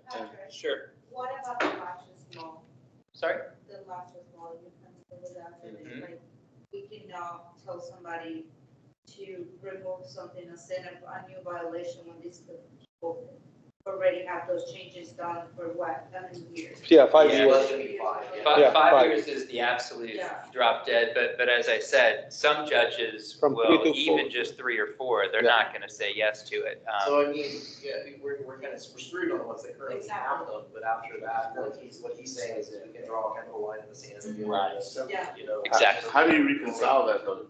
Do a whole drone sweep over the community, see who has them now? How do you reconcile? How do we not have somebody put one next week and say, oh, it's been here for years? Actually, Mario, you can actually do a drone sweep in the whole. Yeah. neighborhood. Well, I hope it doesn't come to that. You could, but, you know, the other option could be is to tell people that this is happening and say that if you currently have a gazebo, contact us and show us pictures of it within the next 5-10 days. A short enough time period that they don't have time to build a gazebo, basically. And then we'll put you on the list of being grandfathered in because it was already there. And once those 5-10 days had passed, okay, well, we're going to assume that it wasn't built in because you never contacted us beforehand. That could be an idea. Herman was sending out stuff about different seminars that they put on, and it was the Campbell Management Group. It was on last week. And they were talking about compliance and the art committee and that. And what this lawyer was saying is, you know, if you had a lame board, which we had, that didn't enforce anything, and now there's a new board in that you should have the lawyer write up something and mail it to every resident in the community saying, you know, we're gonna start enforcing stuff. Yeah. If you had stuff that you didn't get the okay, we wanna know, fill out in our request. They're not gonna fine you, and you get like a 30-day notice that they haven't filled out. If not, then they could go back and fine. Yeah, People that it's get it. called a chattel shipping letter. It's a case in the state of Florida that a judge okayed an association doing this. So now just in the industry, that's what people call it. Mhm. But yeah, we do it for communities all the time. If there's been a period of time where maybe things got pretty lax as a way to Mhm. tighten things up again. Would you suggest something like that? Because, If I you mean, guys, there's if so that's much what's stuff going on, that- if you think there's a significant period of time where things are being enforced, it sounds like it is, then yeah, I absolutely would recommend it. Non-existent, actually. Now, in this letter, do you have to address every single issue, or is it just like a blanket letter saying, moving forward, things will be? I have some communities, they do like, homeowners responsibility versus the association. So they are not clear what the governing documents are, or the Mhm. enforcements of the rules are. So they neglect their property and they blame the association for not doing their job. And they think that we're supposed to be taking care of their property. So I have that done for that aspect. But when you, Yeah, that can be added to it as well, but as far as, do you need to specifically identify every violation in the letter? No, you don't need to, but if you know of, hey, these are the 5 or 6 things that we're seeing out there that we know are problem, we can highlight those and say, hey, this applies to every restriction. The restrictions are you can contact Artemis to get a copy of them, but, so they applies to everything. But we're going to highlight these short 5, 6, 7, whatever the things are that we know exist because we've been seeing this stuff. Commercial vehicles would definitely be one of those, because commercial vehicles are the problem that we're definitely having in the neighborhood. I like the idea. To kind of warn everyone, I think we need to kind of get ourselves organized, so let's make sure that the architectural process is set up correctly so it can be concluded, so it's not, you know, what do I have to do? Here's the process. Same thing with like our landscaping has always been a little bit of where does the line start and end? Maybe get something that says a consistent, way of where that line is. And then that way, when this is sent out, we can be clear on where those kind of lines are with everyone. So I think maybe we have a little bit of work that we would need to do to define some of this a little bit better, make sure the processes are in place, because in this case, I would imagine we'd get inundated with our request forms. Let's make sure they're set up and ready to go. And to that point, Mark and Tim, where were we on the document that you guys had? You guys put a lot of work into that. Yeah, Where Tim were really we did a on? job on it. We were just talking about it because we were here yesterday for our, thing. And, I was telling Herman that, I passed it along over a year ago, and it's probably in somebody's, trash on the computer. No, it's not. Well, then look for it. You want me to resend it to you? No, I have it. I want you to resend me the electronic copy, but if not, I'll scan it. It's too much trouble. I'll take care of It's it. electronic. I've got it. No, the one you sent me I was, can was send it to you. you said it's electronic? I thought you gave me the packet at a meeting. I- No? Okay, I have the packet. I know it's somewhere, but I'll Because look with for that, I'll get it over. legal, It's something that Tim put together and I just kind of edited. yeah, because he requested Oh, it. But I mean, as far as documents What we go, would it's do is give amazing. it to our attorney here. Correct. That gets him the start. Correct. That's the piece that we. And the have. same thing with It's like- compliance, the same it's thing like with 700 compliance. pages long. Because the compliance also need that and collections, I don't know, everything. It have to be, Compliance, we don't have any guidance. Yeah, I think that letter is a good idea, but I agree with Corey. We should get our ducks in a row and make sure we have all the Yep. documents together before we do that, so that Yep. we're not hitting them with a letter every several months. Correct. To change something. Yeah. So I Okay. think that's a great idea. Try and get it right the first time. Exactly. Okay. And when speaking of compliance, Probably wasn't best. You're We moving. did have Great our- segue, Mark. Great segue. Thanks for keeping us moving. Yes. Great segue. move along here before it becomes the dark one. Yeah, no, we're making headway, so please move quickly. Okay, compliance, we had our meeting at the end of last month. Again, Mary hit the highlights of what was in the compliance meeting last month. We will have, the next meeting will be Tuesday of next week here at Artemis. And we will be putting up signs and everybody want And that's for compliance, right, Mark? I do Yes. have a suggestion. Since there's a lot of roof issues in your community, and there's a Proof? roof, and there is a lot of open violations for roofing. There are some violations that have been put in hold discipline. because of the roof claim. I was told to follow up with some of the oldest one and requested an updated information from the insurance claim.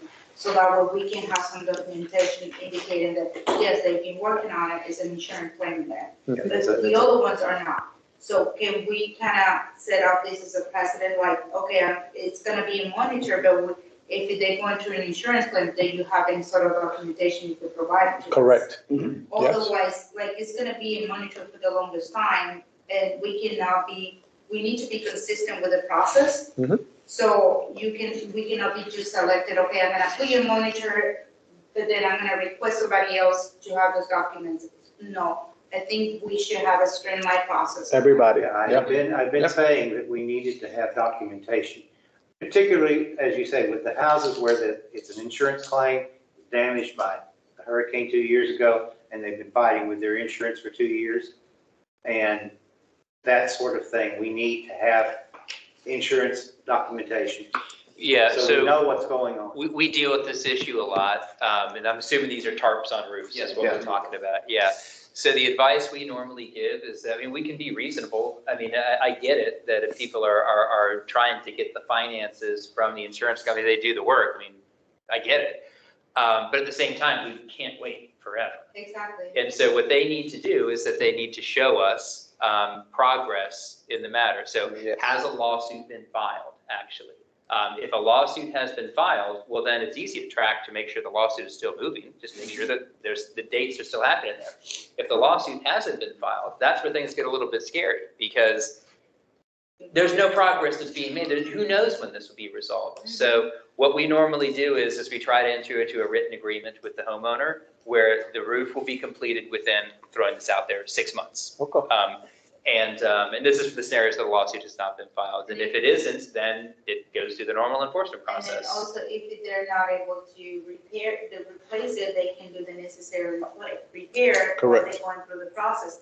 Because the community don't really have to suffer for the appearance of Your cars cars. everywhere. It's your property value. that's Sure. going down. Yep. So- Ultimately, they still have the obligation to maintain the property independent of whatever's going on with insurance. It's still their Yep. property.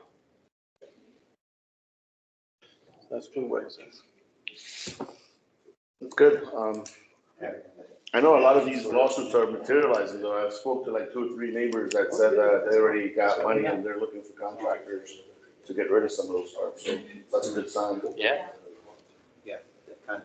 Okay, financial, that's it. All right, finance committee, I think we met. Any guys want to say anything about it? We're just trying to get at least rough numbers to the budget for 2025. I think we did a pretty good job of getting it.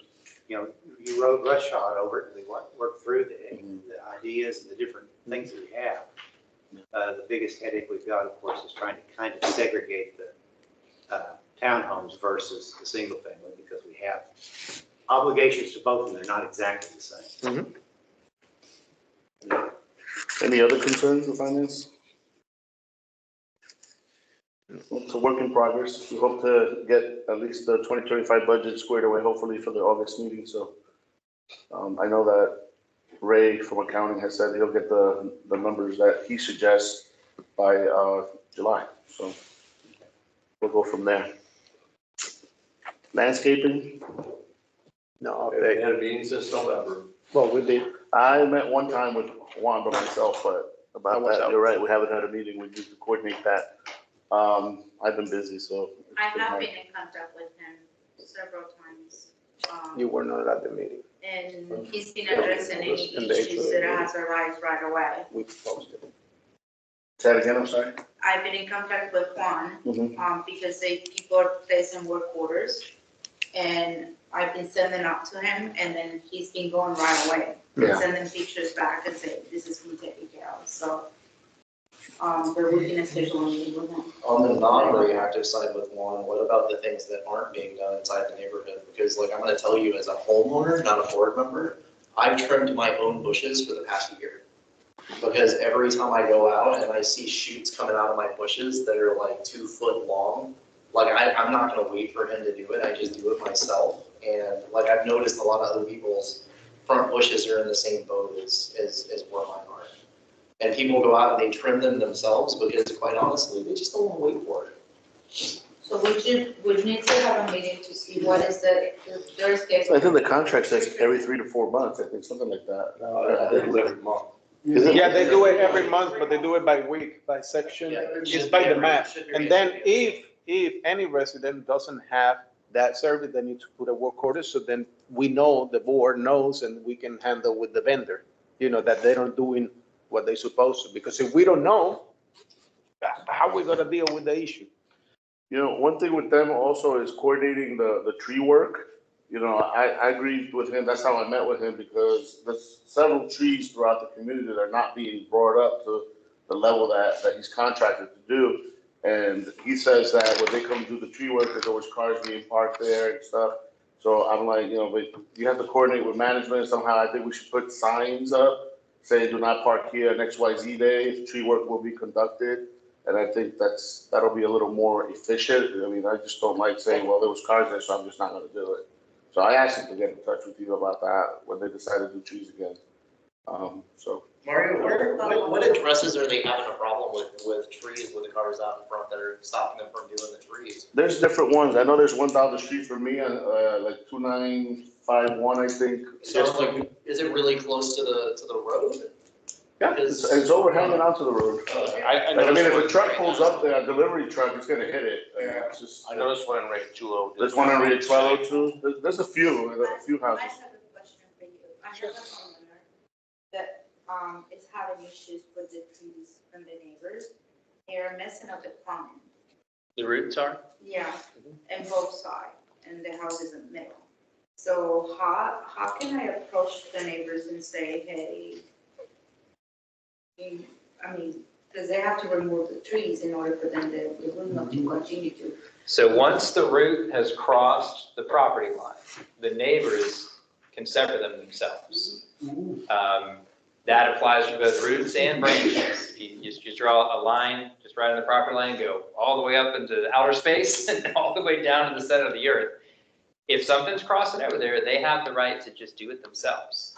Now, they can't do it if it's gonna cause the tree to collapse or something like that, but otherwise. Still it's a ground going and coming and. We'll use it in which you cut the roots and then you put a root blocker down to keep the roots from actually coming through. Not another one that out of the plastic.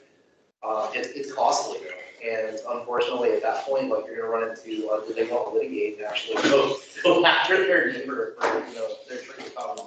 And these situations are tough because a lot of times this is a neighbor to neighbor issue that may not involve the association. So if the tree is a healthy tree, it's not diseased or looking like it's gonna collapse or something. The fact that it's got roots that are exiting the property line may not be a violation of your documents. It's just something that the two neighbors need to sort out. What if they agree, the ARC committee willing to approve the removal of the trees and replant it with something that it might not cause damage to property? On the state of Florida, you do not have to have the ARC approval to Yeah. take a tree down. They You have changed to that have a law last permit year. though. No, you don't. State of Florida changed that law last year. The statute doesn't apply to homeowners associations. It does though, because in I went through and I actually looked at these laws, because I had to remove a tree that was causing property damage. And there was no permit that was necessary to actually take the tree down. You're absolutely right. No permit is necessary when you're talking about code enforcement, So, municipality. yeah, and this But for point, homeowners associations, the statute doesn't apply to homeowners associations. If you want to require an ARC to remove a tree, you legally can do that. Now, We my have that, it's recommendation. not usually been a problem, but. But we have done it. in this case, wouldn't it have to be the neighbors requesting it? It can't be the Yeah, house. it's their tree, it's not the one. Right, you can't submit an application to remove the other guy's tree. Correct, You're yeah. right. So they have to go talk to their neighbors and say. So you have to be neighbor to neighbor and talk. And that's what I'm saying, that I think Yeah. this is a conversation to take place between the two neighbors. So how does that communication occur when both neighbors don't live there, they're rental properties? Well, Management company and owner. I mean, they have to go. I think you can put them in contact with each other, Yeah. but we need to be careful to not get too involved in the situation though, Okay. because ultimately this is what they need to sort this out. So the only thing you Maybe I said can is reach to out get them and in say- communication and the HOA. Just reach out to the homeowner and maybe give the homeowner that's trying to get the trees removed Just the contact. Only give them their mailing address though. Do not give them their email address or phone number though, just their mailing address if it's different from the property address. And outside of that, I think that you kind of do your best to back away from the situation. We don't want to pick a winner and a loser between every time we've got two neighbors that aren't getting along. We're never going to win in that situation, so we just need to try to stay out of it. Gotcha. Now that you mentioned, don't give phone number or email address, why is that? That's, Well, They what have to have permission. yeah, exactly. What the statute says, it says that associations can provide the mailing address, the property address, the parcel ID number, and the name of the owner. That's it. Mm. Everything else, whether it's a phone number, fax number if someone's using it, or email address, only if the owner consents to that information being released can you release it. Okay, because in the past, we got a record search and apparently got all the emails and phone numbers, and that person start calling people, how they Yeah. voted, how they did, and start emailing all those owner and, yeah. So for that reason, now we know that. Yeah, that information shouldn't be included unless the homeowners consented to it going out there, which I would assume they didn't. But you would have to get a consent at every event or just a blanket consent? A blanket consent is fine. And so how it normally works is that if someone consents to receive notifications via email instead of the mail, they say, hey, I don't want the association to mail me something ever again. I want my email to be my primary communication. At that point, the statute says that, well, the email is the primary communication. You can provide the email address to other homeowners because that's their primary mode of communication. But if they haven't consented to that, it's just still the mailing address. Mm. Good, thank you. Sure. Anything else on landscaping? All right, move on to safety. No any new update until now. Huh? No Nothing. updates. Okay, no Yeah. updates, okay. All right, social. We have Earth Day on Saturday. Blade Runners has donated tree to plant, so in the community common area. So that was delivered to my house today. It'll be available on Saturday at the event. I think Herman has like safety jackets and pickers. If anybody has and wants to use them and bring them, then as many as we have is best. Nobody has really RSVP'd, but our community is really bad about RSVPing, so I expect people are just gonna show up. I will be there probably for a limited amount of time because I have something I have to do that day. But I'll try to do at least my best to get everything set up and get people going with that. This Saturday? Yeah, this Saturday, 5 PM. We probably should send out, I think we did, right? We sent out an e-blast about it, right? Probably should remind everyone. Probably send another one out maybe tomorrow, just to remind everybody. The barbecue, via Soul Day, has that been, I reserved it, I sent the form, I just haven't heard back yet, but it's been submitted. okay. Okay, and, I think that's all we have right now going on. And I sound like a broken record, but we need volunteers. If anybody wants to volunteer for this, it's just for one event or just for an hour, anything can help. Okay, I will send the WhatsApp message to my, via WhatsApp, asking for volunteers. just let Jeanette know, and this way she knows who she can count I with. can do that, Yeah, okay, but I'm volunteer. I'll be there. that's all we have so far. Let me know if you need help set up. I'll be there the whole time. Yeah. On Saturday. Yeah, I'll let Jeanette know too then. Yeah, give her my number if she doesn't have it. What time do you think we should start getting out there, like 4:30 or should be fine, right? Half hour before? Yeah, I mean, I guess it really depends. Like, are we gonna kind of dig the hole? I was thinking of doing that early in the morning when it's not hot, Yeah. And like, you know, just going push out the and dirt digging. up and. So he gave us crepe myrtles, and there's 3 trees in one big pot, so I think we could separate them and plant them individually. Yeah, I think the planting we can be done, yeah, early Yeah, I and feel then No, at what we're night. saying is just open the holes up so that Oh, in the evening, everybody could just kind yeah, of hold it. symbolically put them in Yeah. there and put the dirt And back put in, the so dirt, we're yeah. not digging Right, hard. because we had that, I think, should the chalk, sidewalk chalk, Yeah, we have that too, for the kids. yeah. You guys get into water? Yeah, water. We do have water, I have coolers that can get ice. Yeah, we got that part. That I should can be- donate water, What? Bring my dog. I can donate water. Okay, yeah, just bring a pallet. Got some more. If we don't use it, we always can save it for next event, so I have some that's how we got the extra from the barbecue last time. We got some garbage bags that we're rolling around for trash. Okay. I don't know, recover bubbles. Bubbles. All right, so yeah, so we'll meet at 4:30 then to set up and go from there. Okay, Okay, probably Saturday morning, go figure out where we're gonna put them and break the ground. yeah, Yeah. that'll be good. As much as I like a good day's hard work, Where's I'll bring the, shovels, I got shovels. It's right, you know the HOA park? Right at Camino Real in Puerto Sol? The new light. Because that's all HOA going all the way down to Sangria. Where the Villasol sign is. It's got his hours. Hell yeah. There you go. new fun. All right, let's move on then. Construction defect lawsuit. Any updates from Bo and Jack? No, right? All I know is that, you know, we decided to engage in repairing building 15 and it's been nothing but a nightmare. There's always something. It's looking pretty good. I was down there. It's today. gonna look great once Yeah. it's done, but the cost is high on that building, so we'll talk about that more when we go look at the repairs. But there's no update on that, so the handyman repairs, we never got a hold of the old handyman or anything. No, they never called back. That's really. So yeah, that's one thing that we need to consider. I mean, I like this gentleman's service, but it is costly and it's hard for us to do it, you know, just for the townhomes. It'll raise their assessment significantly. You can just do it as a go, to try him out, to start with, to see if you like it, how it Mhm. works. The only thing we need to figure out if we can do it just by calling work orders and, you know. We can, the thing is that, and we're gonna look at that, there's Yeah. some proposals on the painting of the Camino Real North doors. I personally find it extremely expensive to do it that way. You know, it's obviously doing just that project is gonna be almost the cost of a monthly Just service. the pressure washing of the No. pool area, is $1,200. If you have that service, you don't have to pay for it because you already paid for a handyman to be your property too. So That's correct, but remember that's CDD, that's Yeah. the thing where it gets muddy, Yeah. you know? So- Yeah, and But that's you were gonna say something. something about that, what was your thoughts on that? Yeah, that's gonna be tricky from just a contractual standpoint of how we do that. I mean, I'm not trying to down the idea. I mean, it could work. Yeah, But we'd have to think about, okay, so if it's 3 days, so it's a three-way contract now between us, the CDD, and the handyman company.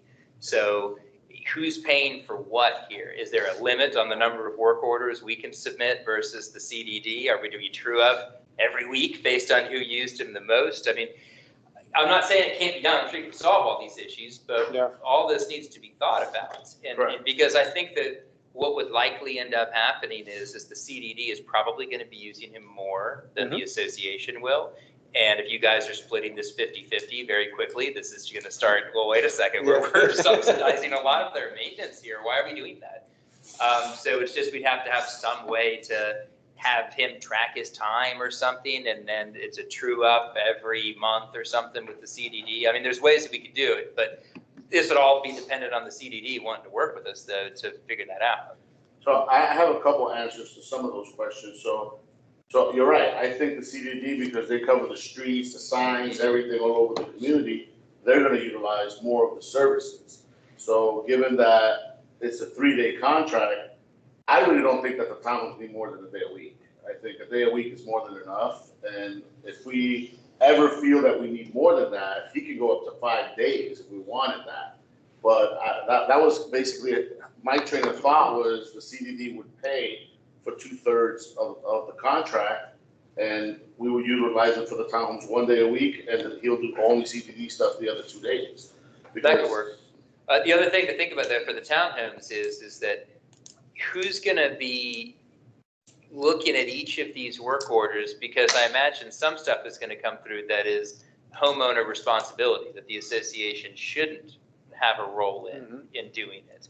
And making sure that basically we're not having an association handyman doing things that should be an owner responsibility. And where we draw that line is something that can be done. We can draw that line, but we just need to figure that out and make sure the parameters are there so we don't have work orders submitting things that is not an association responsibility. And one townhome owner that should have handled this on their own is now having all the other townhomeowners pay for their work now is what happened there. I'm glad you brought that up, because we have had a couple issues that recently, for example, some lady's hose bib broke and flooded her house in a matter of hours. And she's blaming the landscaper. The tree's about 10 feet away, and apparently all they did was rip a branch off, but she claims that the branch fell and broke a hose bib. The way it looked to me, it looked like it broke internally. I don't know. It's something you can't prove. I mean, Right. she said the landscaper did it. I told her to submit it to the landscaper repaired it, but he was kind of grieving about it. He said, there's no way that we did that. And I said, but how can you prove it? You know, and that's just, so that's kind of what you were saying. How do we know, you know, those We kind would of just- things? I mean, so who is submitting these work orders? The homeowners. And that's what I was afraid of, because now who is in the middle here to make sure that work orders are not being submitted for stuff that the association shouldn't be doing? They send it over to us and then we. Correct, with the board. To the board, say, hey, if this is something Okay. that is not clear to me. As long as we've got a buffer process Yes, here. it goes through our Okay. website. Yeah, Yes. Okay, yeah, we not just. perfect. I Yeah. was afraid that the homeowners are gonna be in contact with him Oh, directly. no. I'm thinking, oh, this is gonna get totally out of control. If you don't Okay. mind me asking, can you give me like one example of something we should not be doing? Well, I mean, are we talking about, I want a handyman to get a ladder and replace the lights on my patio or something like that? I mean, something that Okay, why got is the association doing this? This is just a homeowner responsibility. That could be one. I mean, I'm sure I could think of others. A hose bib that I installed myself is now loose and I'm gonna have the association come fix it for me. It's your hose bib. You're the one that attached it there, and why is the association fixing this? this. It's that kind of stuff. And I'm sure if we sat around here, we could think of other examples. And it's very muddy. I mean, that is happening right now. Like, I mean, people are screwing into the stucco and hanging stuff and putting up cameras and. Right, I'm gonna have a handyman install my security camera in the property. Well, why is the association paying someone to install your security camera? I mean, just, that would be something that the owner would be responsible for normally. Yeah, but what I'm trying to say is like, if the homeowner decides to take it upon themselves to do something on the townhome's exterior, and it damages, let's say, the stucco or leaks somewhere, and how do we prove that, and what do we do about it at that point, when they're gonna say, oh, it's in the exterior, it's the HOA's responsibility? It's tough. I mean, if there's a leak that's going on and the homeowner goes to the association and tries to have the association repair it, somebody would have to go out there and take a look at it and try to ascertain what caused this leak. Was it something wrong with the wall itself? Or was it something that the homeowner screwed into the wall and caused this problem to happen? And that's not a decision that you guys and the board are going to be equipped to make. You have to have somebody help you make that determination. It almost sounds like after you get the. Work order? No, not work order, but once you get the whole lawsuit done with the townhomes and they replace all the stuff on that, each homeowner in the townhome signs a paper. You don't put any holes in the wall. If you do, you're responsible for any leaks or anything. Similar to the solar panel. Yeah. Agreement. Similar type of concept. Yeah. So we'd have to create a policy for that. Yeah, because right now, it's, yeah. Yeah, I think that's something that we really do need. Okay. All righty, so going back to building 15, so there's been a number of unexpected. The pest control and the door. I must have the wrong one. No. Oh, I didn't see that. So the door painting, did you guys get to look at the proposal for that? What's your, Why are we thinking about them? Are those doors in bad shape? yeah, so I don't know if you know, but I live, in my house, I'm oriented to where the sun rises. So my door has to be painted like almost every other year because it fades from the beaming early morning sun. So Camino Real North specifically, those townhouses are exposed the same direction and their doors are all kind of weathered out and looking funky.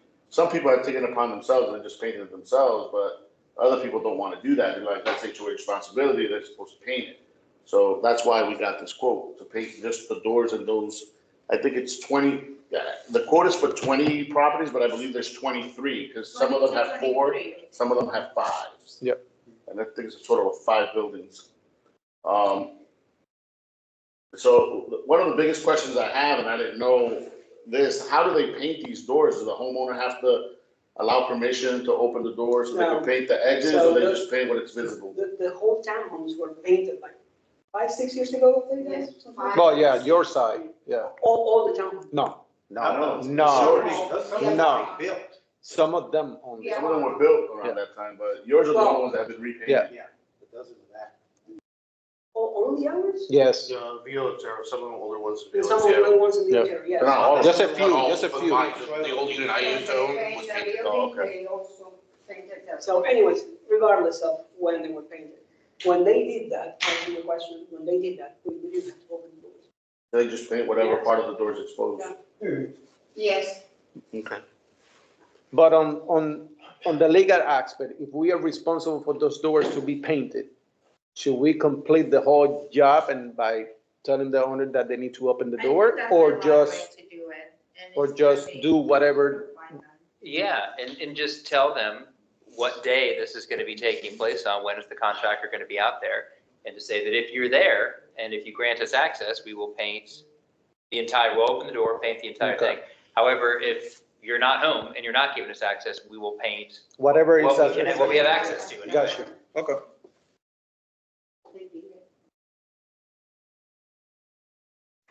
I think we should. The whole door, you open it, No, I didn't open it. That's why I didn't open it. Are we gonna be throwing money away if this lawsuit comes through and we have to replace doors and windows like they were talking about? that's a good The question. association's responsibility to replace the doors for them? Are we Well, thinking Part of that, the defect. Part of the deed. I thought it was just roof and stucco. Yeah. Yeah, so I had a conversation with Paul James to kind of just get the lay of the land on it, and I wasn't aware that doors were a problem. We did leak tests on doors, exterior doors, Okay. specifically some of the back double But doors. was it the framing around the doors, or is it the door itself? They're. The framing, The frame also. and then sometimes they come under it. Okay, Yeah. but maybe the doors need to be replaced, I don't know. Well, according to some of the stuff that they were showing us. Okay, There fair was enough. pictures of doors and they explained. the Well- warranties on the doors. I mean, that's a consideration to make then. The doors may need to be replaced.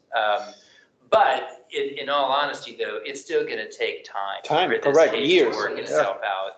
And I don't know that you wanna have these homeowners waiting around for what could be a couple of years, before the work is able to be done. That's a long time. But it's up to the board, though. I mean, it's your Yeah. decision. To me, it doesn't make sense to paint a door. If we're gonna paint, let's do the whole thing, make it look good. Right now you have this nice new door, but you have chalking wall paint. And to me, if we're gonna do it, my thought process was my home. I'd start by power washing it, I'd probably recaulk my windows and doors, because you paint every, not every year, it's something that you paint 5-10 year frame. Recaulk your windows and doors, because that's preventative maintenance. Repaint the house, the trim, the doors, right, all these components, and do it as one big kind of project. Where if we paint the doors is it?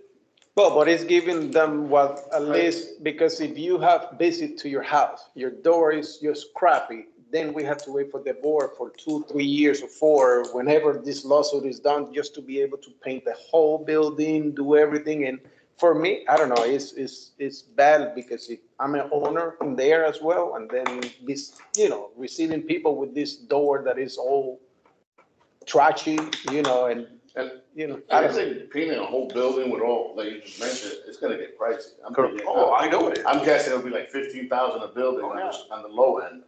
What's gonna happen if you do those 23 doors and everybody else in the, Yeah. in the town Well, I say, think- my door's not painted? Sorry, go ahead. I think at some point we need to draw a line. So I mean, if you guys, it's a board decision. Yeah. If you guys think this is the right move, then go for it. But at some point in the lawsuit, you're gonna have to draw a line, and maybe it's not now, maybe it's another year from now, we say, okay, at this point, we're not doing anything that we think there's even a chance it's gonna have to be replaced, just because it's a waste of money. And maybe it's too early to draw that line now, but at some point, you're gonna have to do that. Would it be better to draw that line at the point that we actually have a vote to ratify whether or not we're even going forward with this lawsuit in the first place? Yeah, and that's something that we need to talk about. I had that conversation with Paul Janik, and that's something that I'm not prepared to weigh in on yet, because I don't have all the facts about what happened with that vote or lack of vote. Yeah. But that's something I would like to talk about with you guys at some point.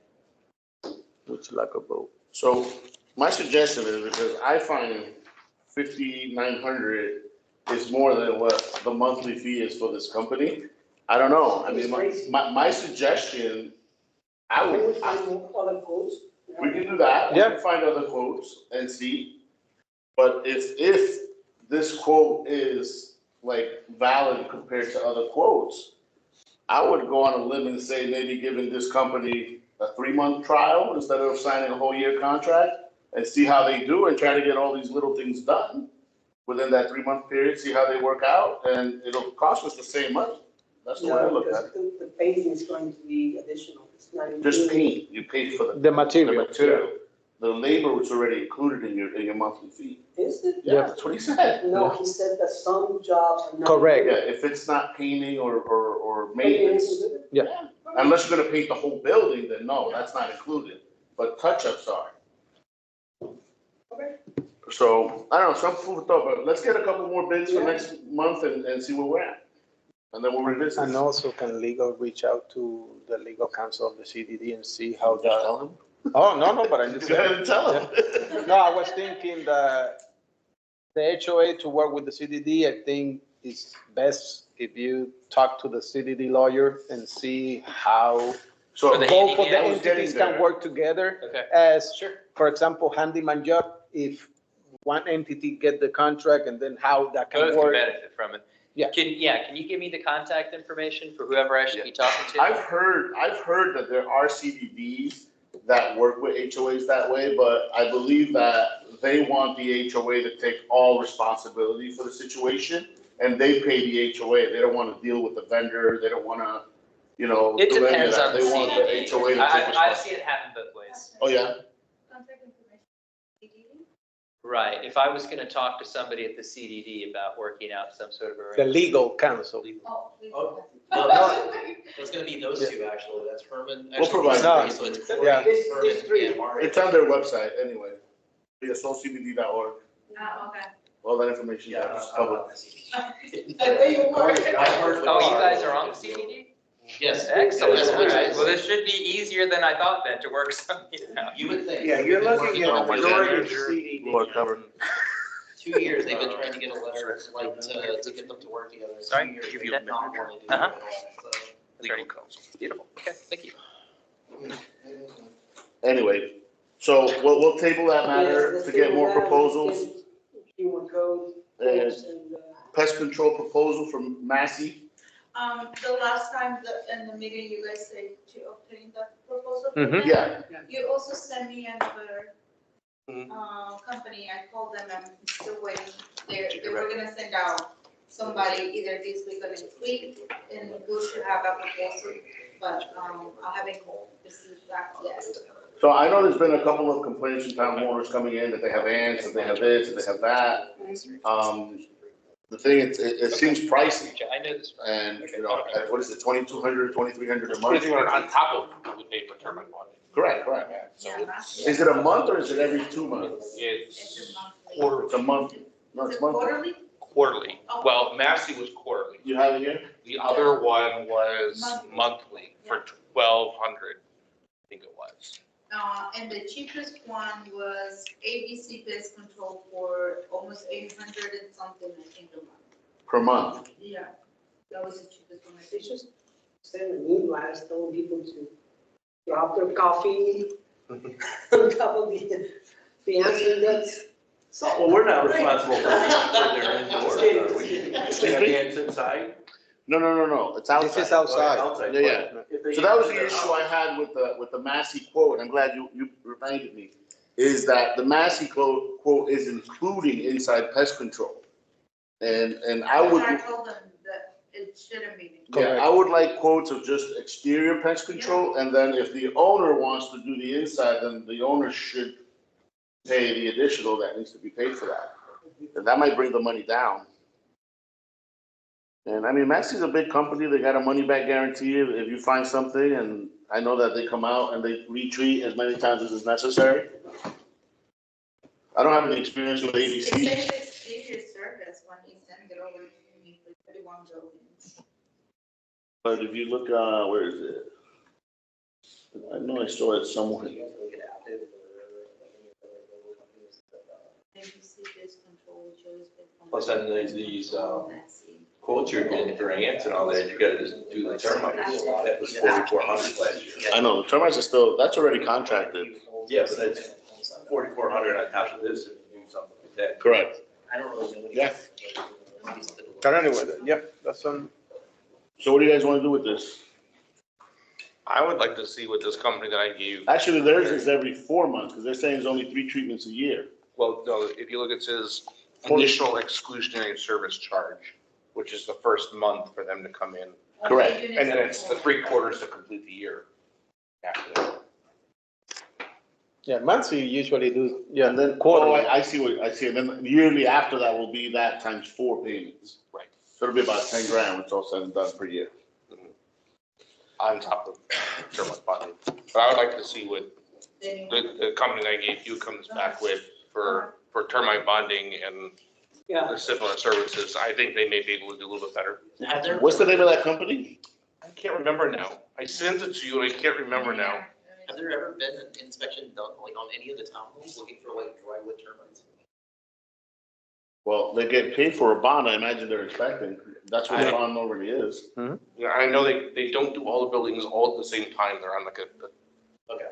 They come monthly and we do certain buildings. My only ask is like, last year, like, I noticed there were a lot of drivers. What was it? Miller? No. Okay. So you can All right. get a letter. RH Miller. RH, well, that's what it is, RH. RH Miller, okay. Um, All right, let's move on. so you can finish this under 2 hours. Discussion, ratification, okay, building 15, as I said, I know I sent you guys an email to approve, so there was a ton of dry rot all over that building on the roof. And the biggest price, so we spent just in plywood, it was a total of $4,344 in plywood that had to be replaced, that was rotted. Mario, what was the original contingency for that particular contract? 5,000. 5,000, okay. Cool. Was it? So we're under that. Somebody was supposed to approve of the $5,000. No, he's saying on the original contract, Contract. didn't we have a dry rot We allowance? were covered if we didn't go over the original contingency for the contract. I don't think Jenny did that, but we could check to see. Okay. But anyway, I just wanted to give the numbers. Then the turrets, which is the round aspects of that building, apparently the builder did not put any flashing on those, and there's some caps, I guess, that have to go around the edges to prevent it from going through the wall. They weren't there either. So just for the turrets, we had to incur another $5,887 for all 5 of them. So that puts us at about 9,116, and that doesn't include the stucco that Corey had requested approval for, which is the other 15,000. What was it, Corey? $15,082, and as of the email today, it looks like our dry rot contingency has been blown on that as well. Yeah, he sent an email today saying that. They are taking from what it looked like from floor They're reframing certain areas that are is rotted. off, yeah, it looks like there's some gnarly. Corey, wood which, there. what address is that specifically, so I can go and take a look? It's 3164 to 3174 via Palmer. 3160. It's 2 buildings involved. It's 15 and Yeah. Okay. whatever the building next door is. That's your building, right? No. No, it's the No. building next to you. Yeah, there was 3 of them that started with, It's on the email. just the stucco separation. But anyway, the windows. stucco was delaminating. That's how we found out Yeah. about this problem. And I guess it just went down and caused havoc. So we need to approve that, right? So do we wait? Do we wait to get a final bill from Johnny Roofing on this? Legal, right? Sorry. Yeah.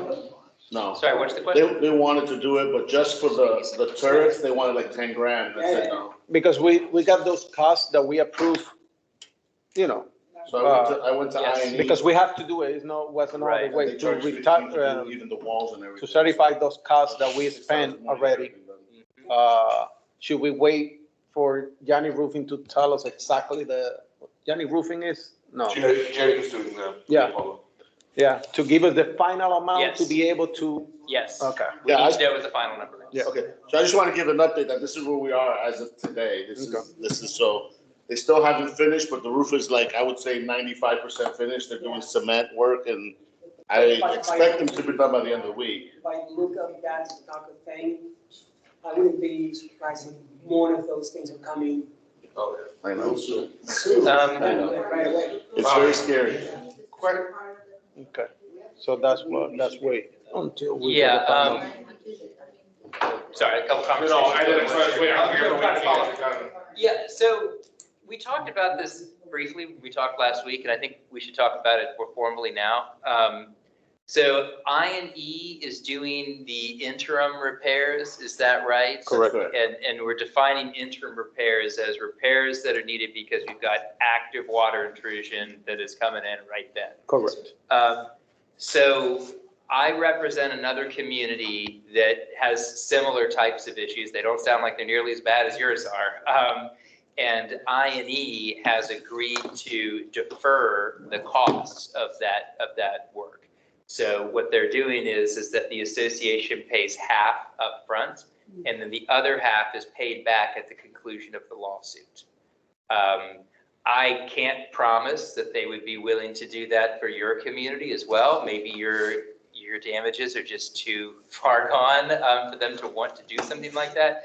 But if you want, I can reach out to them and see if they'd be willing to do something like that. Are there any kind of interest or fees or something like that? Not on the one that I just did. There's, and I'll be honest, I'll be totally candid with you. I&E probably wants to get the big job at the end of the day here. So Right. they're saying that this is a bone we can throw you now to kind of, I mean, the contract that I did with them specifically says we are not required to hire you at the end of the Yeah. day. We're going to bid the process out and you may or may not be selected. And I would do the same thing for you guys because you guys may not want to go with them. That's your call. But they're trying to get some goodwill to say that, hey, look at all the good stuff we're doing for you. Give us a fair shot when the time comes. So if you want, I can reach out to them, see if they're willing to do the same thing. I think it's worth doing. Worst they can say is no. They can say no. That's all they can do. Yep. I think they've been doing quality work. I mean, we haven't had any complaints from any homeowners.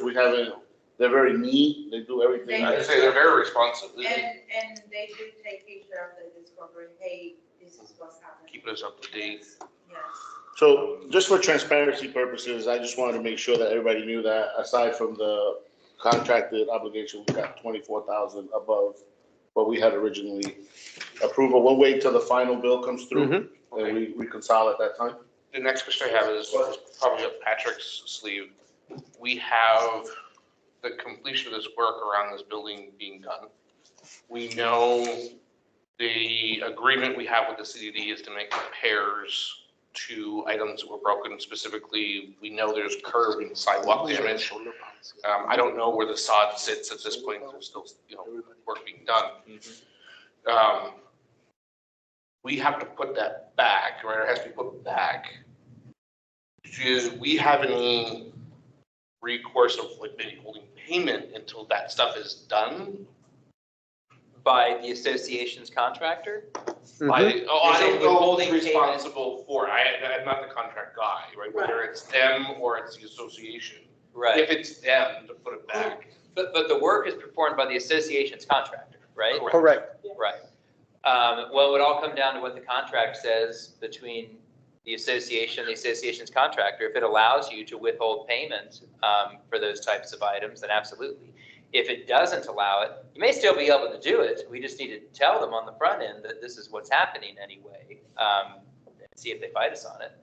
But that's not an unreasonable request. If items were damaged while they were performing the work, withhold, I mean, it can be a small amount. I mean, just something to hold back until they fix those things. Are you talking about the January roofing issue? Yes. Yeah. So, yeah. Sidewalks and. Yeah, so the background I have on that is, in all fairness, they did disclose to me before they started any work that we would be responsible for the grass because they wanted to put all the materials on this asphalt and the CDD didn't allow it.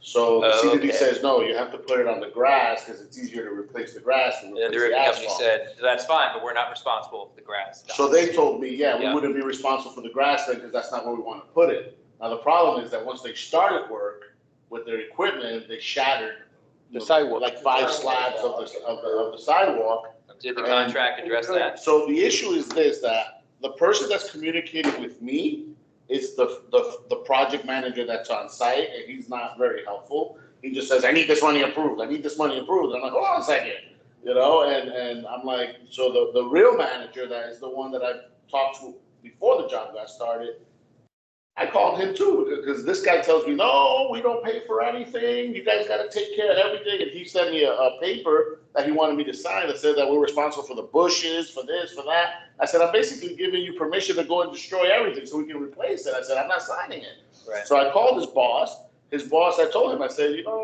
we can't do this, we can't just give you a blank, free-for-all here that, I feel like there's no reason why you shouldn't touch the bushes to begin with.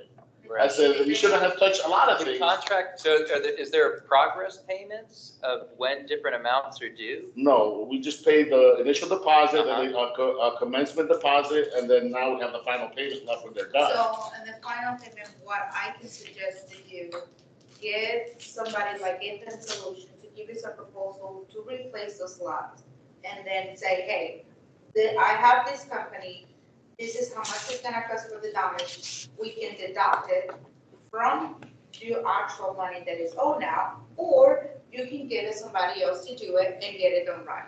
Which way do you wanna go? Because there's That's a no good idea. negotiation. Yeah, So then that works. the other controversy is that when they came to stage where they were gonna do everything before the equipment arrived and anything, they met with Herman, because I wasn't available. And they told, the guy that met with him is a guy named Nate, and who I've never met, but it's another manager. And he told him, don't worry, we pay for everything that we mess up. He gave us an opposite blessing. He said, don't worry about it, we'll take care of it. So now the on-site guy and that guy Nate are contradicting each other. So Jason Moody is the big boss, and I told him, we can't have this. I mean, one guy says yes, the other guy says no, and now you're telling me that you don't know. I mean, you got to figure it out. Sounds like you gotta get the contract to the lawyer. So I left off with Jason Moody that he was gonna figure this out and get back to me, and that was like almost 10 days ago, and he hasn't gotten back to me yet. Well, I think the idea of getting a proposal to fix all of that stuff would be a great idea. Yeah. And then sending it to the contractor and saying, look, this is what it's gonna cost. You can either have us deduct this money from your final payment and we'll take care of it, or you can fix it yourself, but we're gonna withhold the same amount of money until it's done. And then we'll give it to you. Yeah, so, that's kind of what I've told them, and did I put you on the email that I sent them? I might have, I might not, but I'll figure it out. If not, I'll send a newer one. But I think what we should do is basically, before they get final payment, everything has to be resolved and done Right. before they get that final payment. Yeah, I wouldn't give them anything until everything's done, because otherwise, if we withhold just a little amount, this can be dragged out for months. In my opinion, if You know? you guys gonna do any other roof repairs or roof replacement, And I think that use them. it's not, definitely not using them. It's not our responsibility also, because the issue is that the CDD gave permission for all this stuff, and they're gonna hold us accountable for it. Yeah. So that's the issue.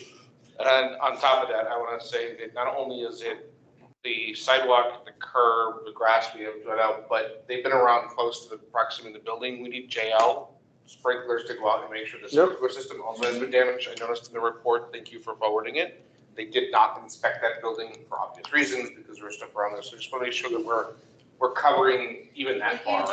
We could pay them to come out as soon as they say they're done and all the equipment's out, pay JL to come back out and inspect just that building. Well, we paid them to inspect the building this month when they inspected the building, but they weren't able to. But when they came, the building was not accessible. Right, so if they're like doing all their work in the area, if they have any other work Oh, in yeah, the sure, area, yeah. we see if we can, hey, the building's available. Yeah. I'm gonna ask them about for I just think they're gonna charge us a service charge if they're gonna come out just for that building. yeah, but if they're doing other work, maybe we can get them. Yeah. I mean, yeah, coordinated with them, but, yeah, I mean, it's not gonna be a lot if they do a charge, but you might not need charges. All right, last item on the list, solar panel policy. Did you guys all get a chance to review that solar panel policy and agreement with the town homeowners? Yeah, sorry it's long. That's the way that the attorney's write. But just to fill everybody in on what the concept is behind this is so that, so people are allowed to install solar panels on their property. Florida law just says that they can. But where things get a little more complicated is when the roof that they're installing the solar panel on is maintained by the association. So what we have here is a policy that ultimately will allow them to install their solar panels, but they sign an agreement where they agree that if we need to do work on the roof, they agree to remove the solar panels with 30 days notice. In addition to that, if the solar panels damage the roof in any way, we talked about this before, the homeowner is responsible for whatever those repairs would be. I took a look at your documents to try to find that language we were talking about, and I did find it. The ability to have a specific assessment on a homeowner, if we can show that whatever they did increased our maintenance costs, we can just assess them for that cost. And this agreement, they're consenting to that. That yes, if I damage the building and the association incurs additional money because of what I've done, I agree that I'm responsible and you can assess me for that cost. How does the solar panel installation would both impact the insurance on the roof and the warranty on the roof? Well, Because some of the roof like, the same concept of the specific assessment would apply. If the warranty is void because of what they've done, And then if warranty work is needed that would have been covered under the warranty had we still had it, well, then they're responsible for whatever that cost is because they increase the maintenance cost of the association. And I asked Johnny Roofing that question because I always thought that once you drill to a roof, the warranty's gone. He says that no, that he said the warranty will still be in effect. However, if there's a leak, they will investigate. If it's from the solar panels, then they won't cover it. But if it's from anything else, they will. I'm glad they're doing that. I mean, some companies just say that, no, the moment you put solar panels on there, warranty is voided. So if the fact that that's how they handle it, that's good, because that's fair to you guys. Probably get that in writing. Yeah, no, we need to have Yeah, it it in sounds writing. like you should get that in writing for these guys. Yeah, we need to get that in writing, yeah. All right. So that's it. I mean, if you guys want to approve it, then you can just use it. I think you said there's only a couple people that We have have done people this. waiting, right, on But you're approvals? expecting One- there's going to be more. One for that building. Right. But they've already put their panels up. No, this is No. just for the town hall. Just tell Oh, them. that's town. Yeah. Yeah, this does not Yeah. apply to single family. Yeah. They're So- responsible for their own roofs. It Yeah. doesn't matter. So we I got thought there was one, in the yeah, town. one that is already for that building. Okay. that I don't know how we gotta address it. And then the other one that is waiting on their committee, Okay, that's for the townhouse. So it should be two. okay, good deal. Well, all you guys need to do is approve it, and then you'll just need to send a copy of the agreement to the homeowner for them to sign, Okay. along with their application to the architecture review board. So I make a motion to accept the solar panel policy. I have a question. Okay, so for, It might not affect the motion, but what happens if this person signed the agreement and a couple years later, they sell the property? The agreement And after says that that- it runs with the land, and it still is enforceable against the next property owner. So now how's the next property owner gonna know that? Well, it is up to the seller of the property Yeah. to disclose it to them. Yep. It's not up to us to do it. Sorry?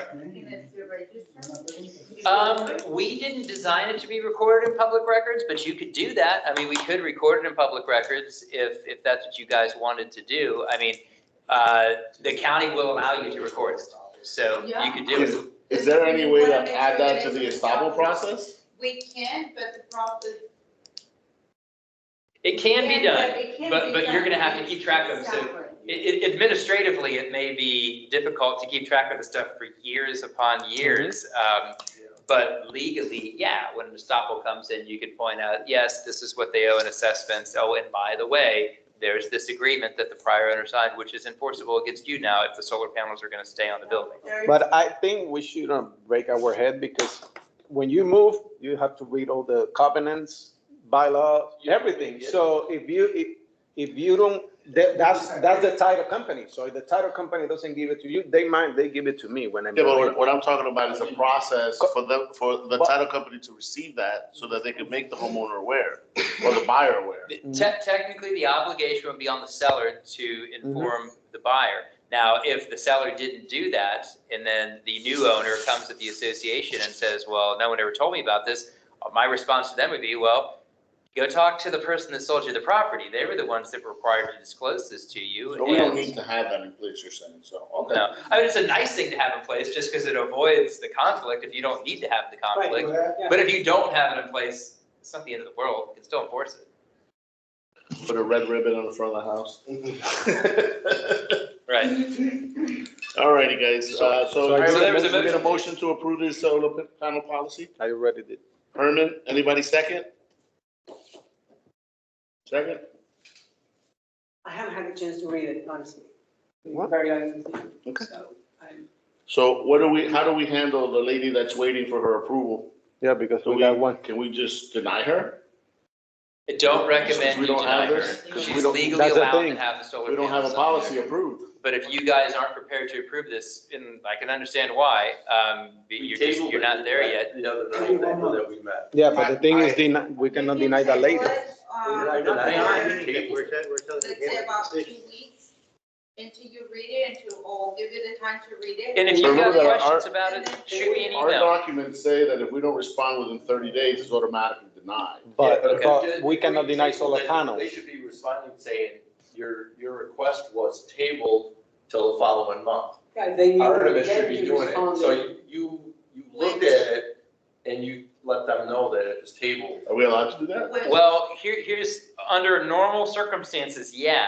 But the problem we have here is that Florida law allows people to install solar panels. There's a statute that just comes right out and says it. So if we wait our 30 days, Got it. we've denied them, which means there's an argument, we violated the Yeah. statute.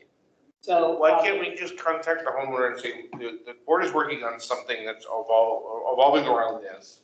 They're not quite there. We're not saying no, Sure. but we want you to know that we've kind of set this aside for the moment until the board can complete the work they've started. You can absolutely do that. And the- And then we just need to see what response they have. If they come back, And say no no. way in Yeah. hell, you Right. just My denied by, contractor well, then wanna we'll start see now. where it goes. But you Right. can absolutely. When are the 30 days due? They are ready. Whew. Oh, So, we already yeah. passed the So 30 question- days. Oh, well, almost, yeah. So let's say the 30 days are up, right? And based on our document, it's automatically denied. Mhm. Now, the next step for the homeowner is to appeal it. And then if we don't respond within 60 days, it's automatically approved. Interesting. Okay. This is a weird rule, but this is how it's written. Okay. So I'm trying to like figure out not just the Well, that would denial be- aspect, yeah. but what if she files the appeal and we don't get our act together within the next 60 days? Then she could technically have it approved and screw our policy. She'll never sign it. Yeah. You're right. I mean, the clock would be ticking then if she filed that appeal. And that would be one, and we're getting a little bit heavy into legal stuff for an open board meeting, but that could be one argument we could have at our disposal is to say that, yes, it was denied by an operation of just no response. If you're not satisfied with that, there's an appeals process. Don't sue us, basically, file an appeal, and then then the board has 60 days to review the issue again. But the person can say, no, I want to install it and done. So if she wanted to tomorrow to install it, she can do it because by law, we It cannot. would be difficult for us to stop her. Question, can we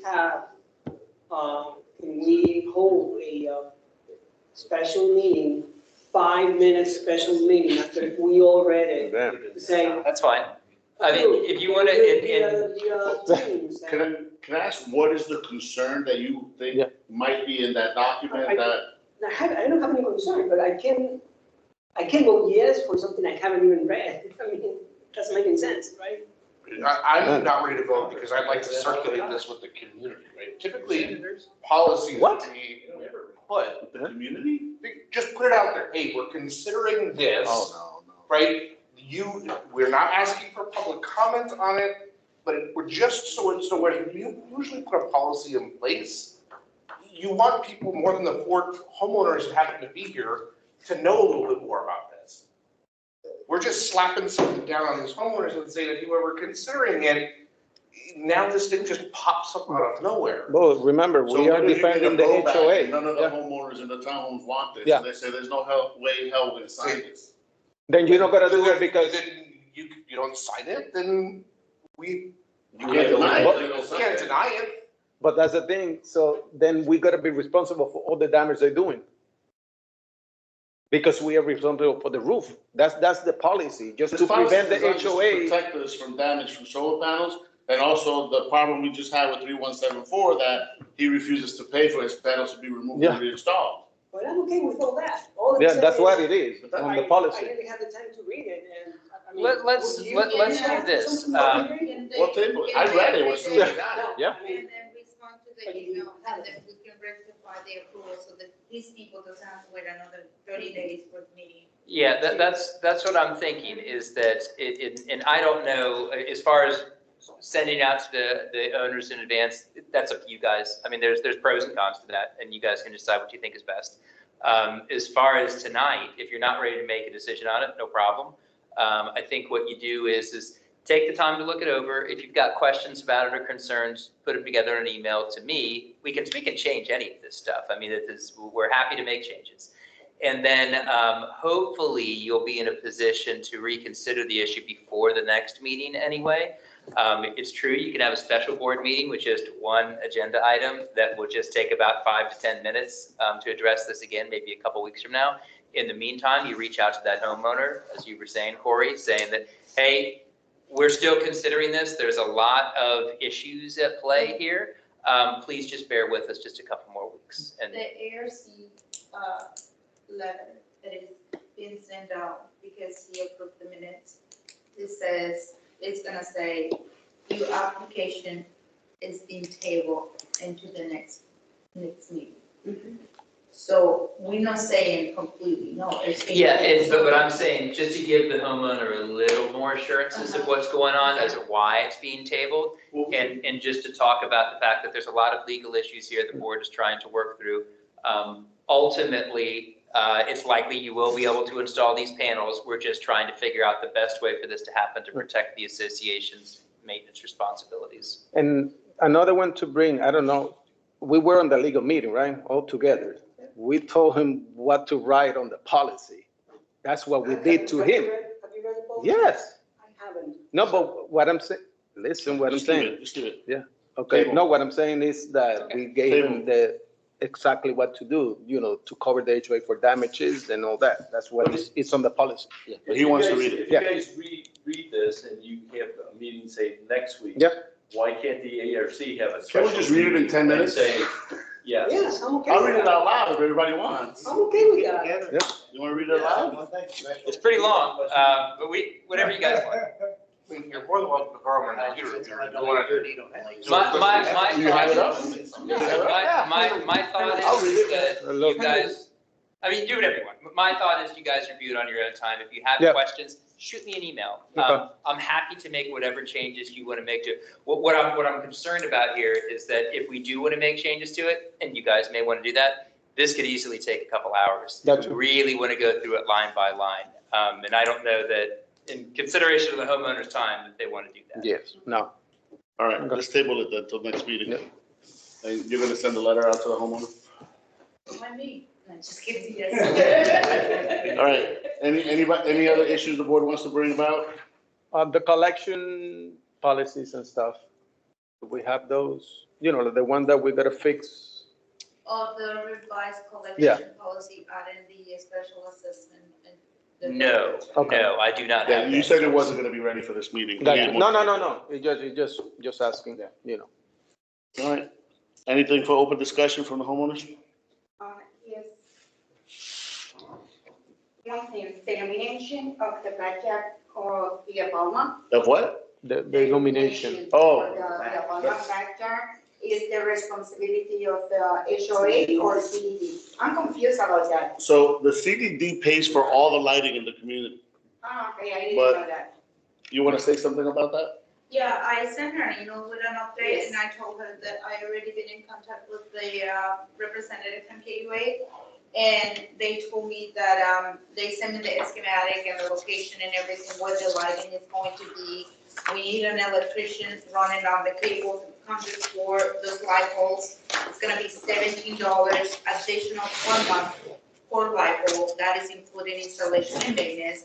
However, I went through the CDD and I say, hey, this is what is happening. This is what KUA sent me, and this is how much the cost is gonna be. So the response was, okay, I am going to put it on the agenda for the next meeting. I don't know when the next meeting is. To see if they can approve it or not. He asked me if there's other fees involved. Yeah, I like the don't know if conduit. the association is going to pay for the electrician to install that or the CDD. So I wasn't clear on that.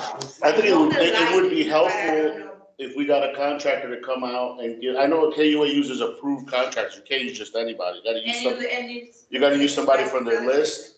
And I think we should get a couple of quotes from those, see how much it's gonna cost, present that to the CDD. Because the CD might not have the budget, they might want the HOA to pay, or they may just say, oh, it's not that much money, then we'll just take care of it. But they will pay the maintenance because they do it for the entire community, so I don't see that being an issue. So they will cover the electrician then. I don't know that, it depends how much it costs, it depends if they have the money for it.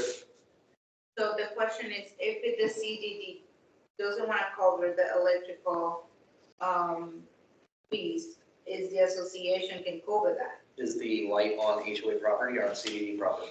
It's gonna be on private property.